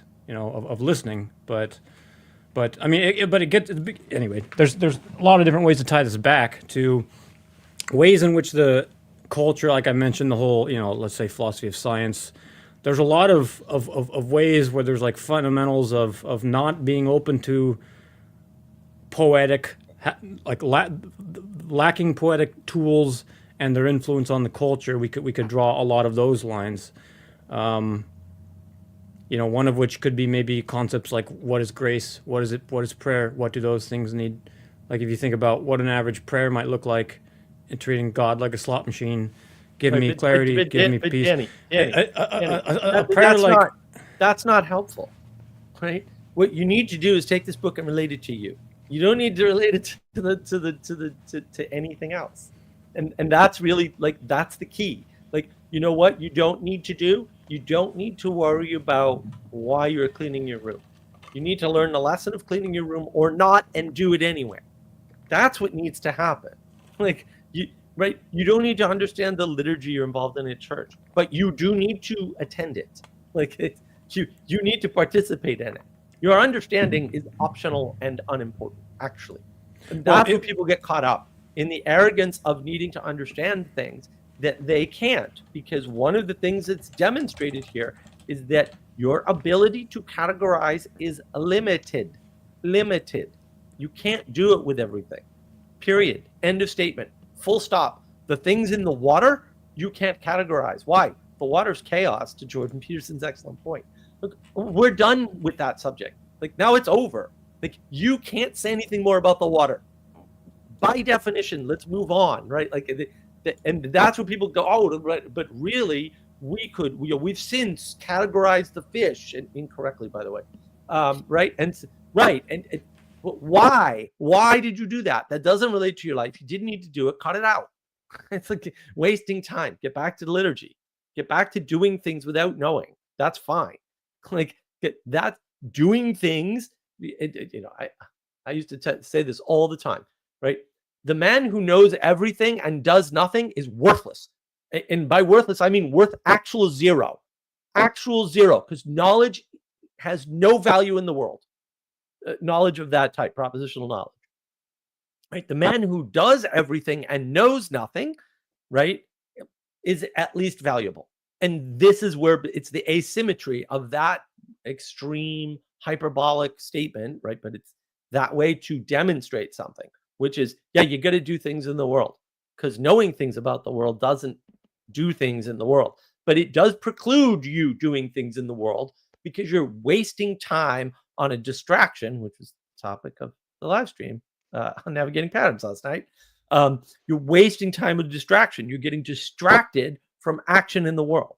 And the more you think about things and ponder things, right? It's not to say you shouldn't ever ponder anything, but like, you got to put limits on this stuff, because otherwise you'll get lost reading books instead of experiencing the things in the books. And then you can write your own books. You can't write your own books by reading other people's books and come up with a good book. Like, that's not going to happen. Lit-crit is the most bogus idea in the universe. So that, So the irony of a comment like that. I mean, what I was going to say is, if you think a prayer like "Thy kingdom come, Thy will be done on earth as it is in heaven" is a different. I mean, you think about how that sounds versus if you think about the average counsel that, for example, I've received in my life from people like pastors, which have had no power, right? But that was the last end of my first statement. But the second right. was Go to a real church. In terms of this, I agree. If you could find one, you could recommend them. The Catholics have them. The Orthos have them. It'll be fine. So they won't give you bad advice. First, they'll say, come to service. And then they'll give you really good advice that will work because you've come to the service. Because that's the magic. The magic isn't in the stupid advice. That's worthless. So secondly, is an overarching what is important. My stance on a chapter like this would be to skip it. I mean, what is there to be said again to, like, on a chapter like this that could be useful? Limitation, constraint, understanding that you suck because you do, and that's why you need other people. Like that. That's right in this chapter. It's all over this chapter. Limitation of vision. Like, you ain't the thing, and you ain't going to do the thing.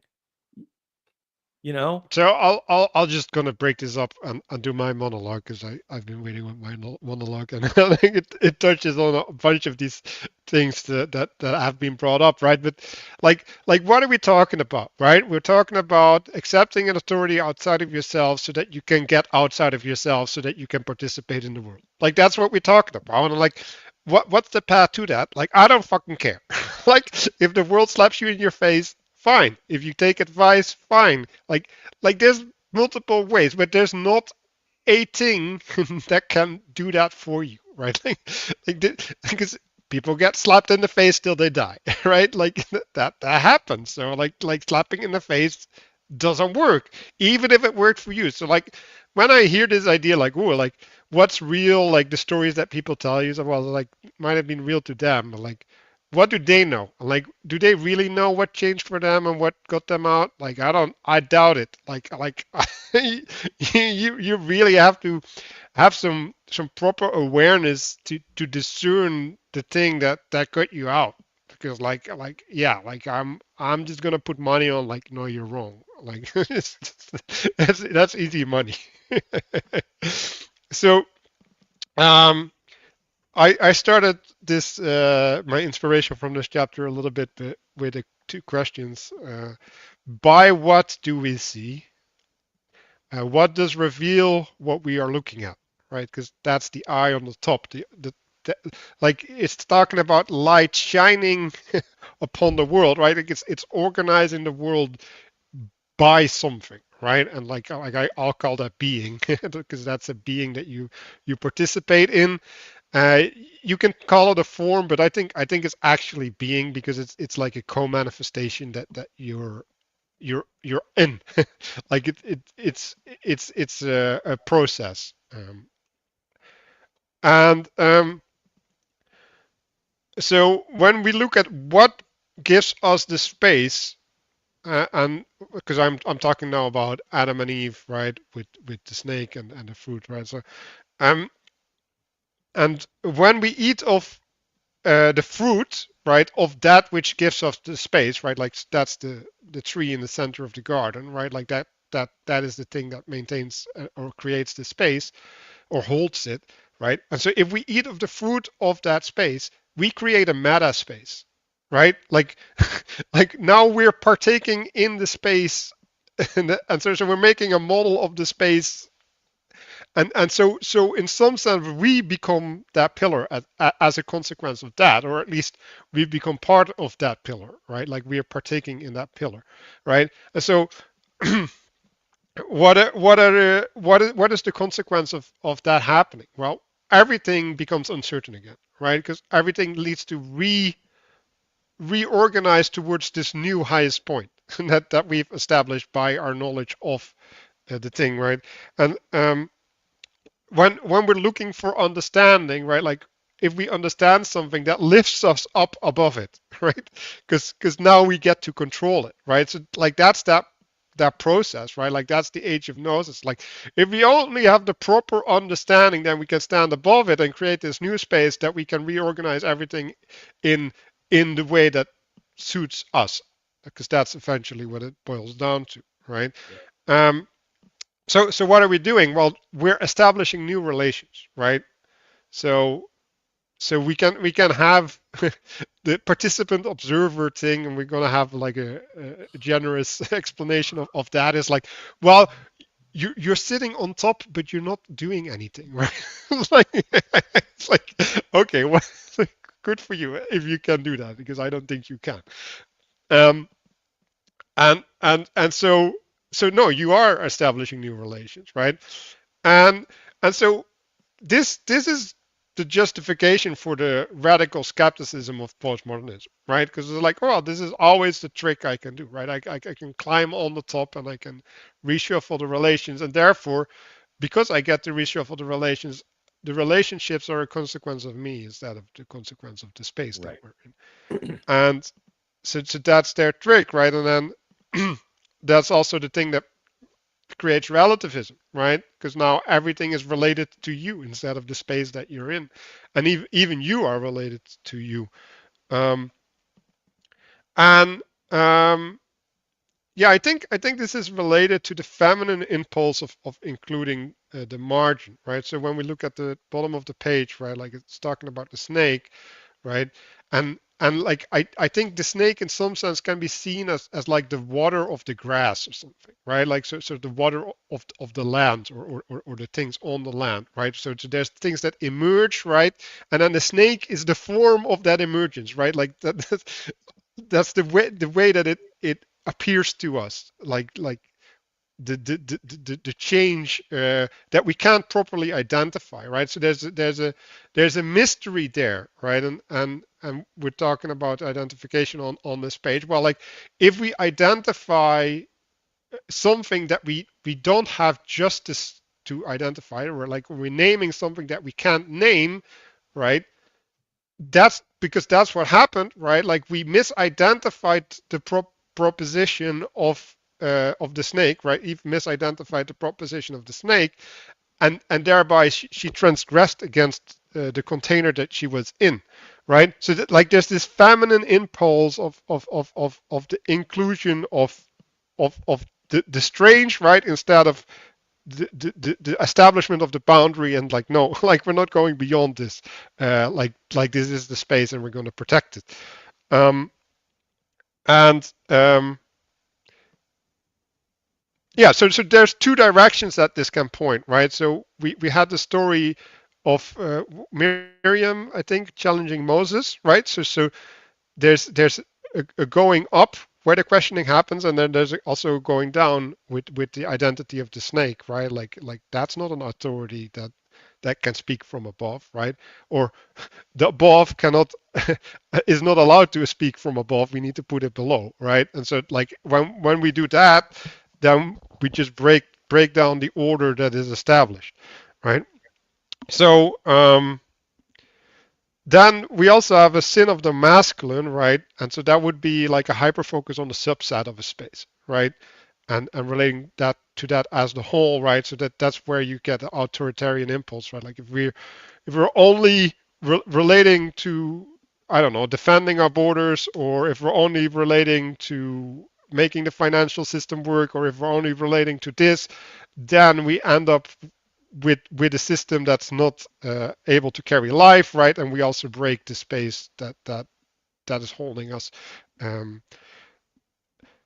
well, yeah, this will go to the detriment of other things then. And so both of these things are expressions of fear, right? And eventually, right, it's a lack of trust in that which is above to manifest justice, right? So instead of allowing whatever is bigger is above is the authority, is the space to talk for itself, right, and obey, listen to it, we end up imposing upon it, right, and thereby corrupting that space.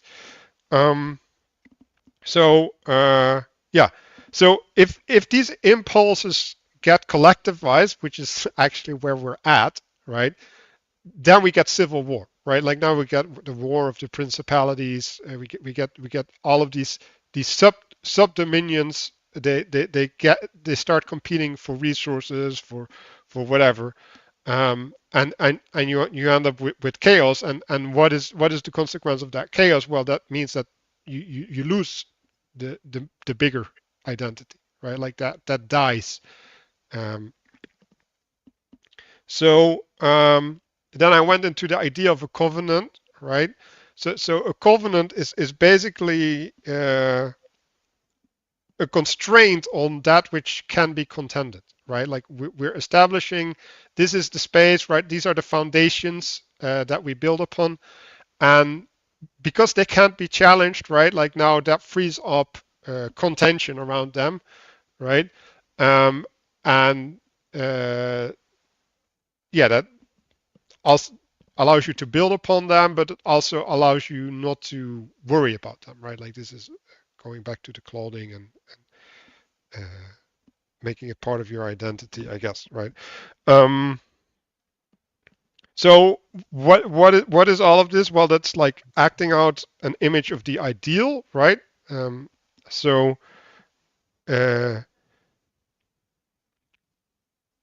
this ideal, right, we can act it out, and this is the point that I want to connect back to the conversation, right?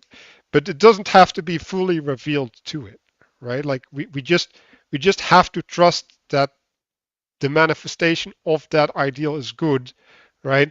And then we get to partake in the parts that are presented to us, that are revealed to us, and as long as we stay true to that as a collective, then the goodness of the whole will manifest, right? But then you get obviously into the question, well, is the whole a good thing, right? And at that point you do need faith, right? And yeah, so well, yeah, and well, a different word is trustworthy, right? Like is the authority that we're under worth our trust? Like can we put ourselves or our fates in that hands?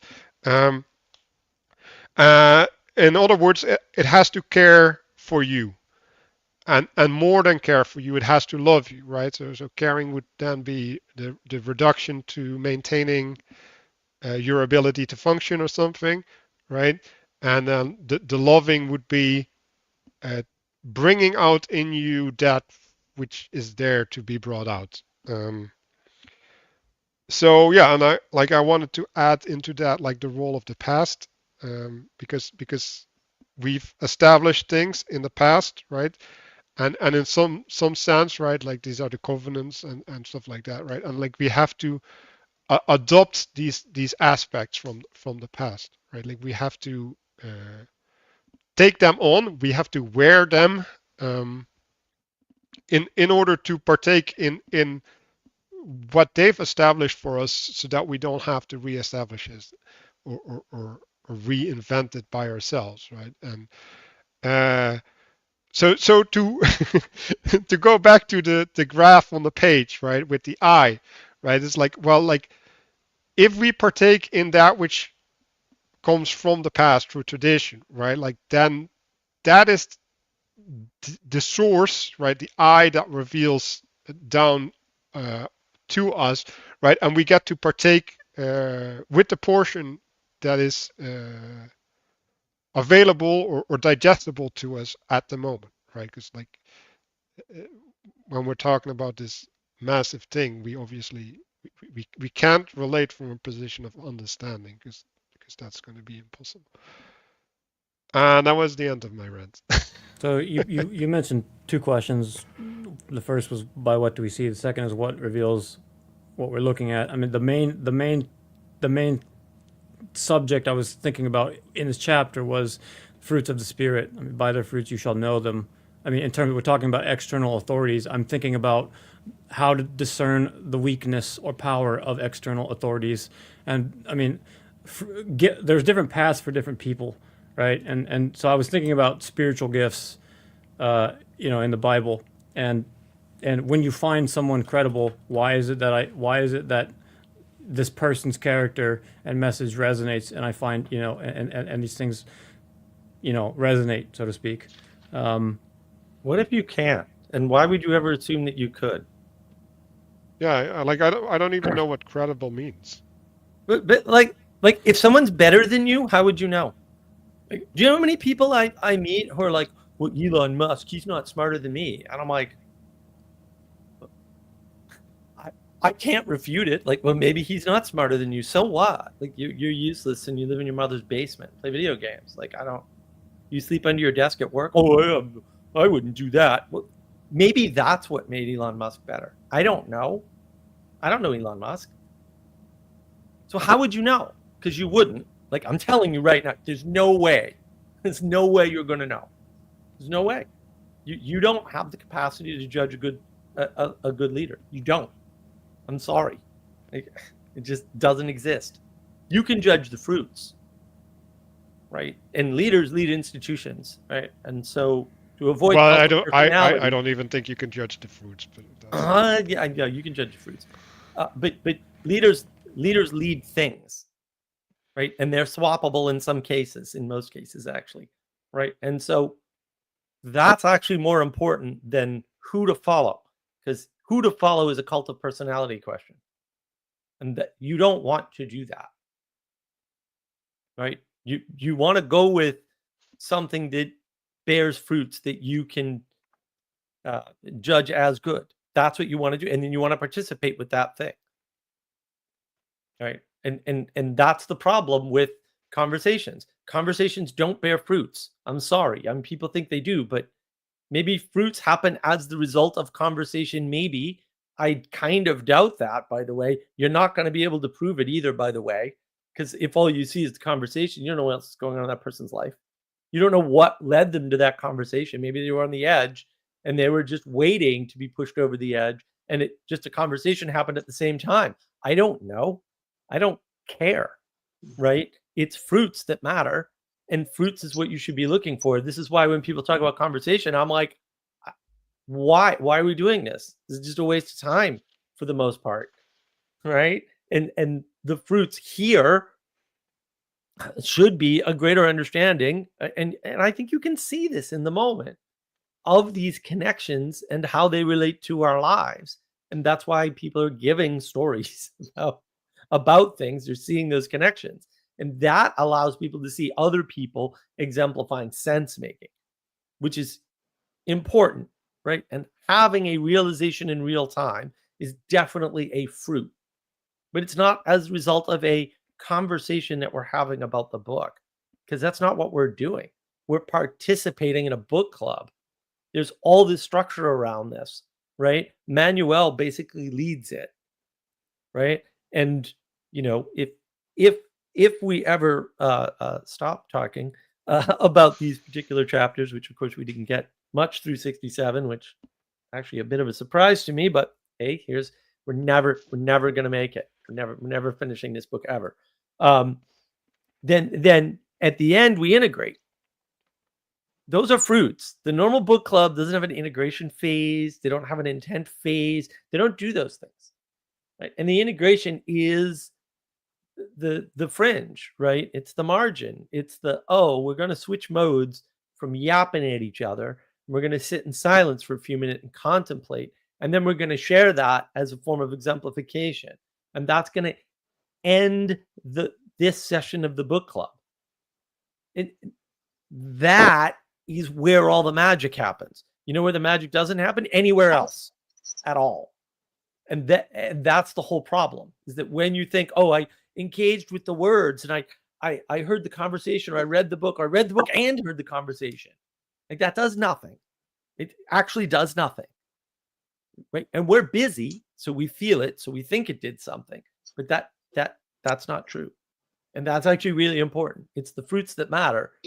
It's how you go out into the world and then do things with this book, right? Well, to go back to the subject of the chapter, right? Like, does the book give you eyes, right? Like, does it give you vision upon things in the world, right? So that you can have a different relationship with it, right? Because I was talking about that which gives you vision, right? And it's like, well, there's a way where we can try and understand things, and like I'm the most guilty of of that. Like I try to understand things, but I actively have to stop doing that, right? And instead, like and this is why you need to take a step back, right? You need to create the space, like you need to open up the space. You need to put on the perspective. You need to wear it as clothes, right? And that now dynamically connects you to the world around you. And then, right, like when you're speaking to someone and like you want to help them, it's like you can see because you're wearing the perspective, and you're saying, oh, look, if I stand at their shoes or something, or they're an agent and they're moving this way but they're speaking another way, now there's something to see for me. Like, do I know what it is? No. Do I care what it is? No, most of the time, because all I need to know is, okay, there's a discrepancy, and now I can steer, right? I can get closer or not closer. Mark was talking about what level, right? But at some level, it doesn't matter, right? You just give them a whack in a direction, right? And then you just have to see how big of a whack. And that's maybe the better question is like, well, how big of a whack do you give, right? And you slowly escalate, right? Like that's the only way. And you also have to do that with yourself, right? You slowly escalate. It's like why am I not seeing this, right? Like, okay, like is there a distraction, right? Am I caught in something, right? Or can you see it? Like, you can't see your own improvement as well as other people who aren't you can see your own improvement. And their encouragement matters. And the thing is, people got this all backwards. They're like, oh, watch some videos or whatever, right? But I can show you examples of, like, Castle and Christopher in particular, right? They participate with navigating patterns. And I know that not because they can parrot the language, because anybody can do that pretty much, right? But because they can re-articulate the ideas they've engaged with and participated with, either on the Discord server or just by watching the channel better than I can. Those are the fruits. Those are the correct fruits. By the way, this is the whole reason the channel exists. It doesn't exist for another reason, right? Other people who watch the channel cannot do that, right? And some people are ahead, right? Because a bunch of the channel is just me taking ideas from Manuel or Sally Joe or people from the past, like Matthieu. I don't know where he is, or Matthieu, and expressing them on the channel, right? So there's this big participation web in navigating patterns that you can see the fruits of in that way if you have eyes to see. And if you don't have eyes to see, you're going to have to take my word for it. Just sorry. At some point, you run out of knowledge to know what to do, and you just have to submit. And that's most things. And that's what you'll discover, right? Most things, you just submit to them. You have to submit to watching the book club and trying to get something out of it, even if you don't, right? Because most of the things you do are going to fail anyway. And once you put it in those terms, you start to understand why it's important to understand these things and why it's important to submit to people who claim to have a better or different understanding than you do, because then you're both better, right? Helping people helps you. Yes. Right? Don't try to do it all yourself. Right. You shouldn't be doing that. You really should just submit to having other people help you and stuff. That's the way to go. I want to bring back humility, right? Like the humility that you need is in recognizing that you can't see things, because that's the default state. Like the default state is you can't see things. So the only way that you get to see things is by having them revealed to you, right? And like, how do you get them revealed? Well, you could get lucky, but like that's not an advisable path. Like the advisable path is to walk other paths that have been trodden by people in history, right? And so that means that you have to accept their authority, right? You have to take over things, right? And the problem is like you're gonna take over things anyway, right? Like all these postmoderns, like I've done the moves, like I don't want to be part of a thing because it's going to corrupt me. It was like, okay, so now I'm part of the people that don't want to be corrupted, and then you're part of the people that are not going to be corrupted in a specific manner, right? And like you just, and then you end up building defenses, like because one thing is like enchantment is real, right? Like magic is real. So like what's all of this scientific worshipping? Well, yes, science is the best defense against being enchanted, because you just set a frame, make it like clear, right? You just exercise everything that's not in the frame, so you have a perfect resistance against any enchantment. The only problem is you've now created a prison. So it's like that's the part that people don't see, and that like when we were talking about clothes and serving your clothes, well, that's you serving your clothes. It's like that's a yoke you put on, right? Like you've made a deal with the devil. So going back to the humility, right? Like you have to have the humility, but like no, I don't know. Like I can't judge. Like there's no means, and this is why I said you can't judge the fruits either, right? Like you can be attracted by them, right? Like this is where love or stuff comes in, right? Like there's an element where they appeal to you, right? They call out to you, but you can't really judge them, right? Like, and you shouldn't have, because they're too big. Like and I like, again, like if you're judging them, like you're back in the gnosis attitude, right? It's like, okay, so like do I know, like is this 50% good? It's like, who cares, right? Like it's the good direction, right? You judge the telos, the purpose, the the good enough, right? Like this is an option available to me, and like I don't have any other options. Let's do the option. That type of judgment. So yeah, I still have the word credible. So credibility follows from what you see. So like credibility is also not a good metric. Like I'm I watched some guys talking about like was it apologetics? It wasn't even apologetics. But these are like well respected people in front of an audience on a live stream and everything. And I'm listening to this and I'm like these people are so stupid. Like they're so stupid that they're not even making an argument that is interesting to me. Like they didn't say anything relevant to me because they were all dancing around something irrelevant, right? And so when we're talking about credibility, it's like these people are credible to some people. Like why are they credible? Like why is Sam Harris credible? Because he appeals to certain things in you. It's like who gives a shit what people appeal to? Like if the thing is not serving you, right? Like if it's a false god, the credibility doesn't help. Like this is how cults happen. So um yeah, I don't I don't have a good sense of what we should do for the integration.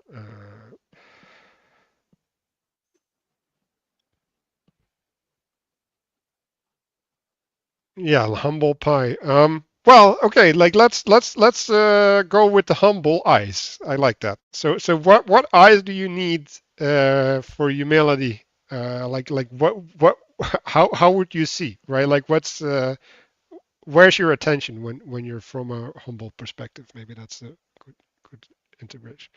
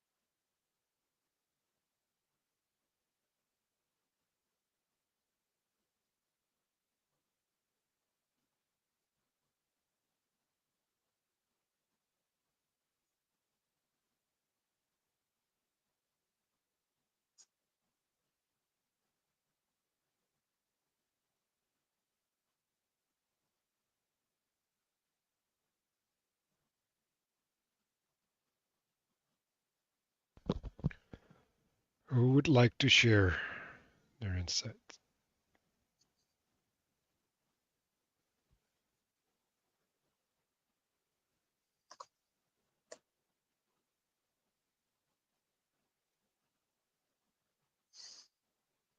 Nobody? Okay. Well, So, I was thinking that I was thinking about all the talk there about a conversation and understanding, and then action and participation. I think it's the thing is that the participation and action comes before the understanding. So yeah, people are like talking about having conversation. People want to have conversations about things, and that's basically independent of their ability to take action on anything. So yeah,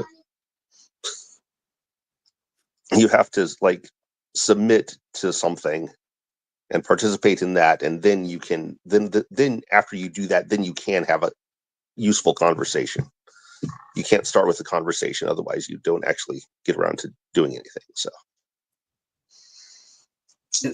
that brings up a bunch of things for me. So this the willingness to participate and submit to whatever the mission is, and actually paying attention and listening before just running off and doing whatever sort of thing that comes to mind first.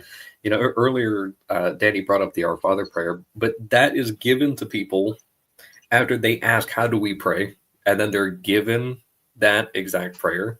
So it's like, okay, well, if you actually listen to, you ask for the advice, and then you receive the things that you're supposed to be doing, then if you actually listen to that and then do it, then you're properly participating. There's further participation across time that initial participation affords, and you also don't necessarily ever completely move beyond it in a way that you never have to, like, it becomes integrated probably into larger things at that point.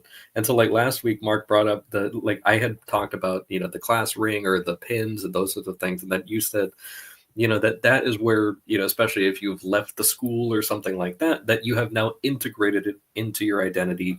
It is now, it's like a gem or something like that, an ornamentation that, and then you have this sort of outward sort of projection of that aspect of your identity, of your past, that you wear with you. And I guess I just want to kind of stress the importance of there is you have the humility of also recognizing, okay, like there's a certain process that's needed, especially for integration. We do the integration at the end of these, and that's really good, but also the integration continues to happen throughout the week, and that's one of those things where, you mentioned that Christopher and I really like, kind of participating with the content that you guys talk about. And this is something that I've experienced also recently, where you start to see the way that things even interact when we go out and do the even passive integration of, okay, we had the conversations, we listened to the stuff, we talked about these things or shared insights, and then go out and do stuff, and then see how that informs the insights and how the insights inform that.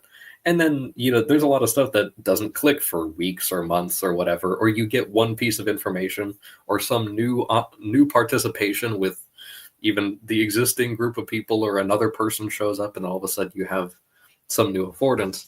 And I was thinking recently, because I've been extremely busy, but I am able to put a little bit of headspace to listening to something, and I can still, that's how I caught up, and I'm sure Christopher did too, of like, just, I can listen to things while doing a lot of normal stuff that's very time consuming. And so recently I listened to, I think, every episode of a podcast from these guys called The Herald of the Gospel. I will tell you, completely enchanted. These guys are amazing. But it had to have been like 50 hours in the last 2 weeks or something ridiculous. But it's going to take me, weeks or months to even integrate 80% or whatever. And I'm sure years down the road, there will be something that clicks or whatever. But I realized, when I was listening to these guys, it wasn't just, oh, these guys are saying stuff that I like or whatever, but I kind of saw the fruits of the things that they were doing, that they were actually doing stuff. They weren't just sitting around and talking. You look at the lifestyle of these guys, they go to mass twice a day. They spend most of the day in silence. They pray 4 rosaries a day and everything. And then otherwise they're just doing chores, sweeping floors, washing dishes and everything like that. And then they'll go and they'll do some sort of service that serves 20,000 people or something. And then the next day they're sweeping floors, and they do these things and you realize like, oh, these guys, like you're seeing the fruits. Like I don't care what, degrees they have or whatever. And many of them have even doctorates and stuff, but it's like, it's not relevant.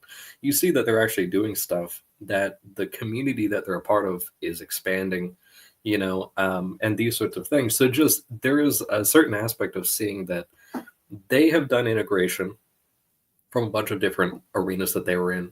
And then that integration continues to develop more opportunities for integration for other people. That participation expands and then affords new participation. You're not actually doing anything while listening for 50 hours to the stuff, but then when you take it into other things, you can then go integrate and then share that in the integration at the end of a book club or something like that as a small participation in another arena, and then you can kind of just throw that out there. And then maybe that's useful for somebody, but even having been able to integrate that and then connect that to this is going to help me integrate this book club session.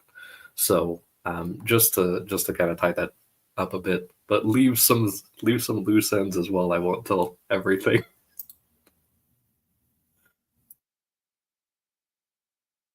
Well, so what I'm hearing is integrating the integration, right? So the integration is not a thing that you do now. No, it's just part of your life. And if you silo everything, right? And Murky has this amazing show that he loves to watch. What's his name?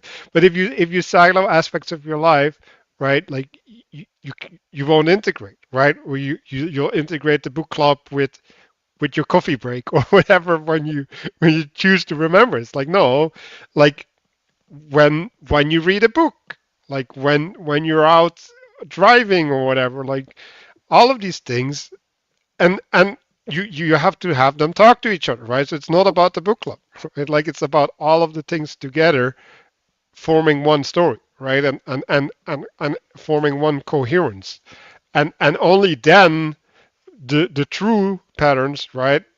They will lift up, because else you get these sterilized spaces that will just mess you up.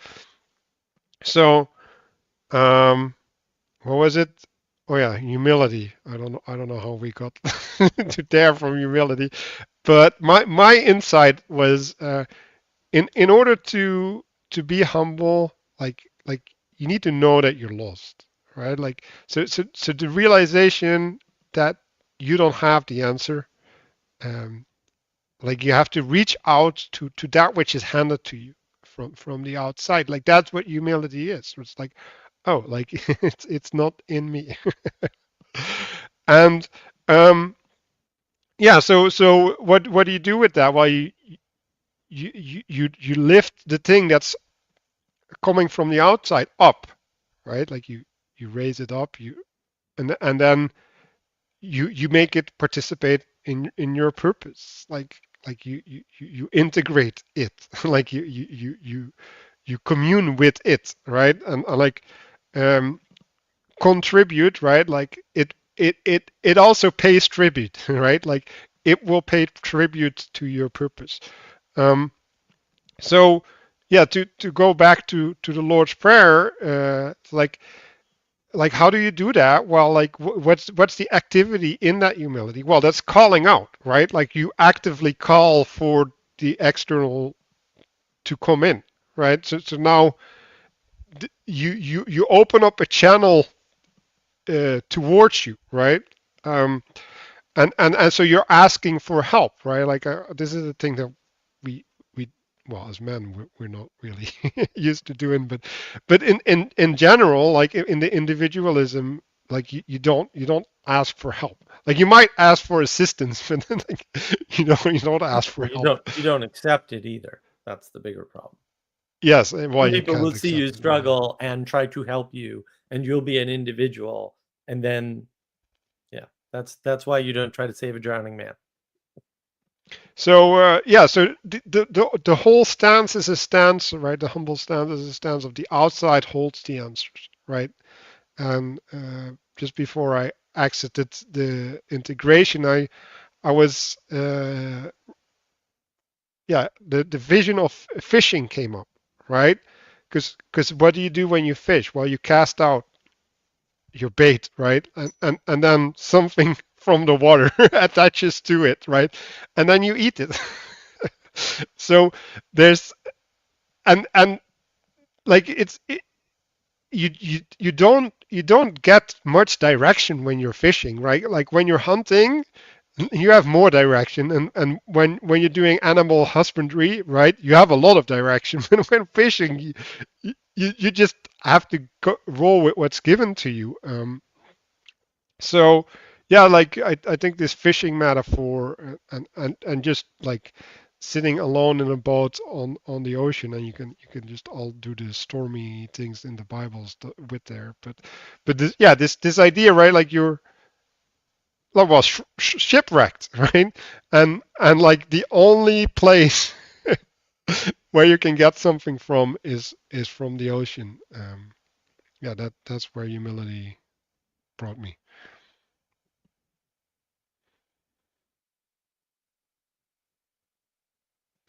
Well, thanks everybody for participating, and see y'all next week. Oh no, next week I won't be there, so maybe we Oh, won't have it, but okay. we'll see.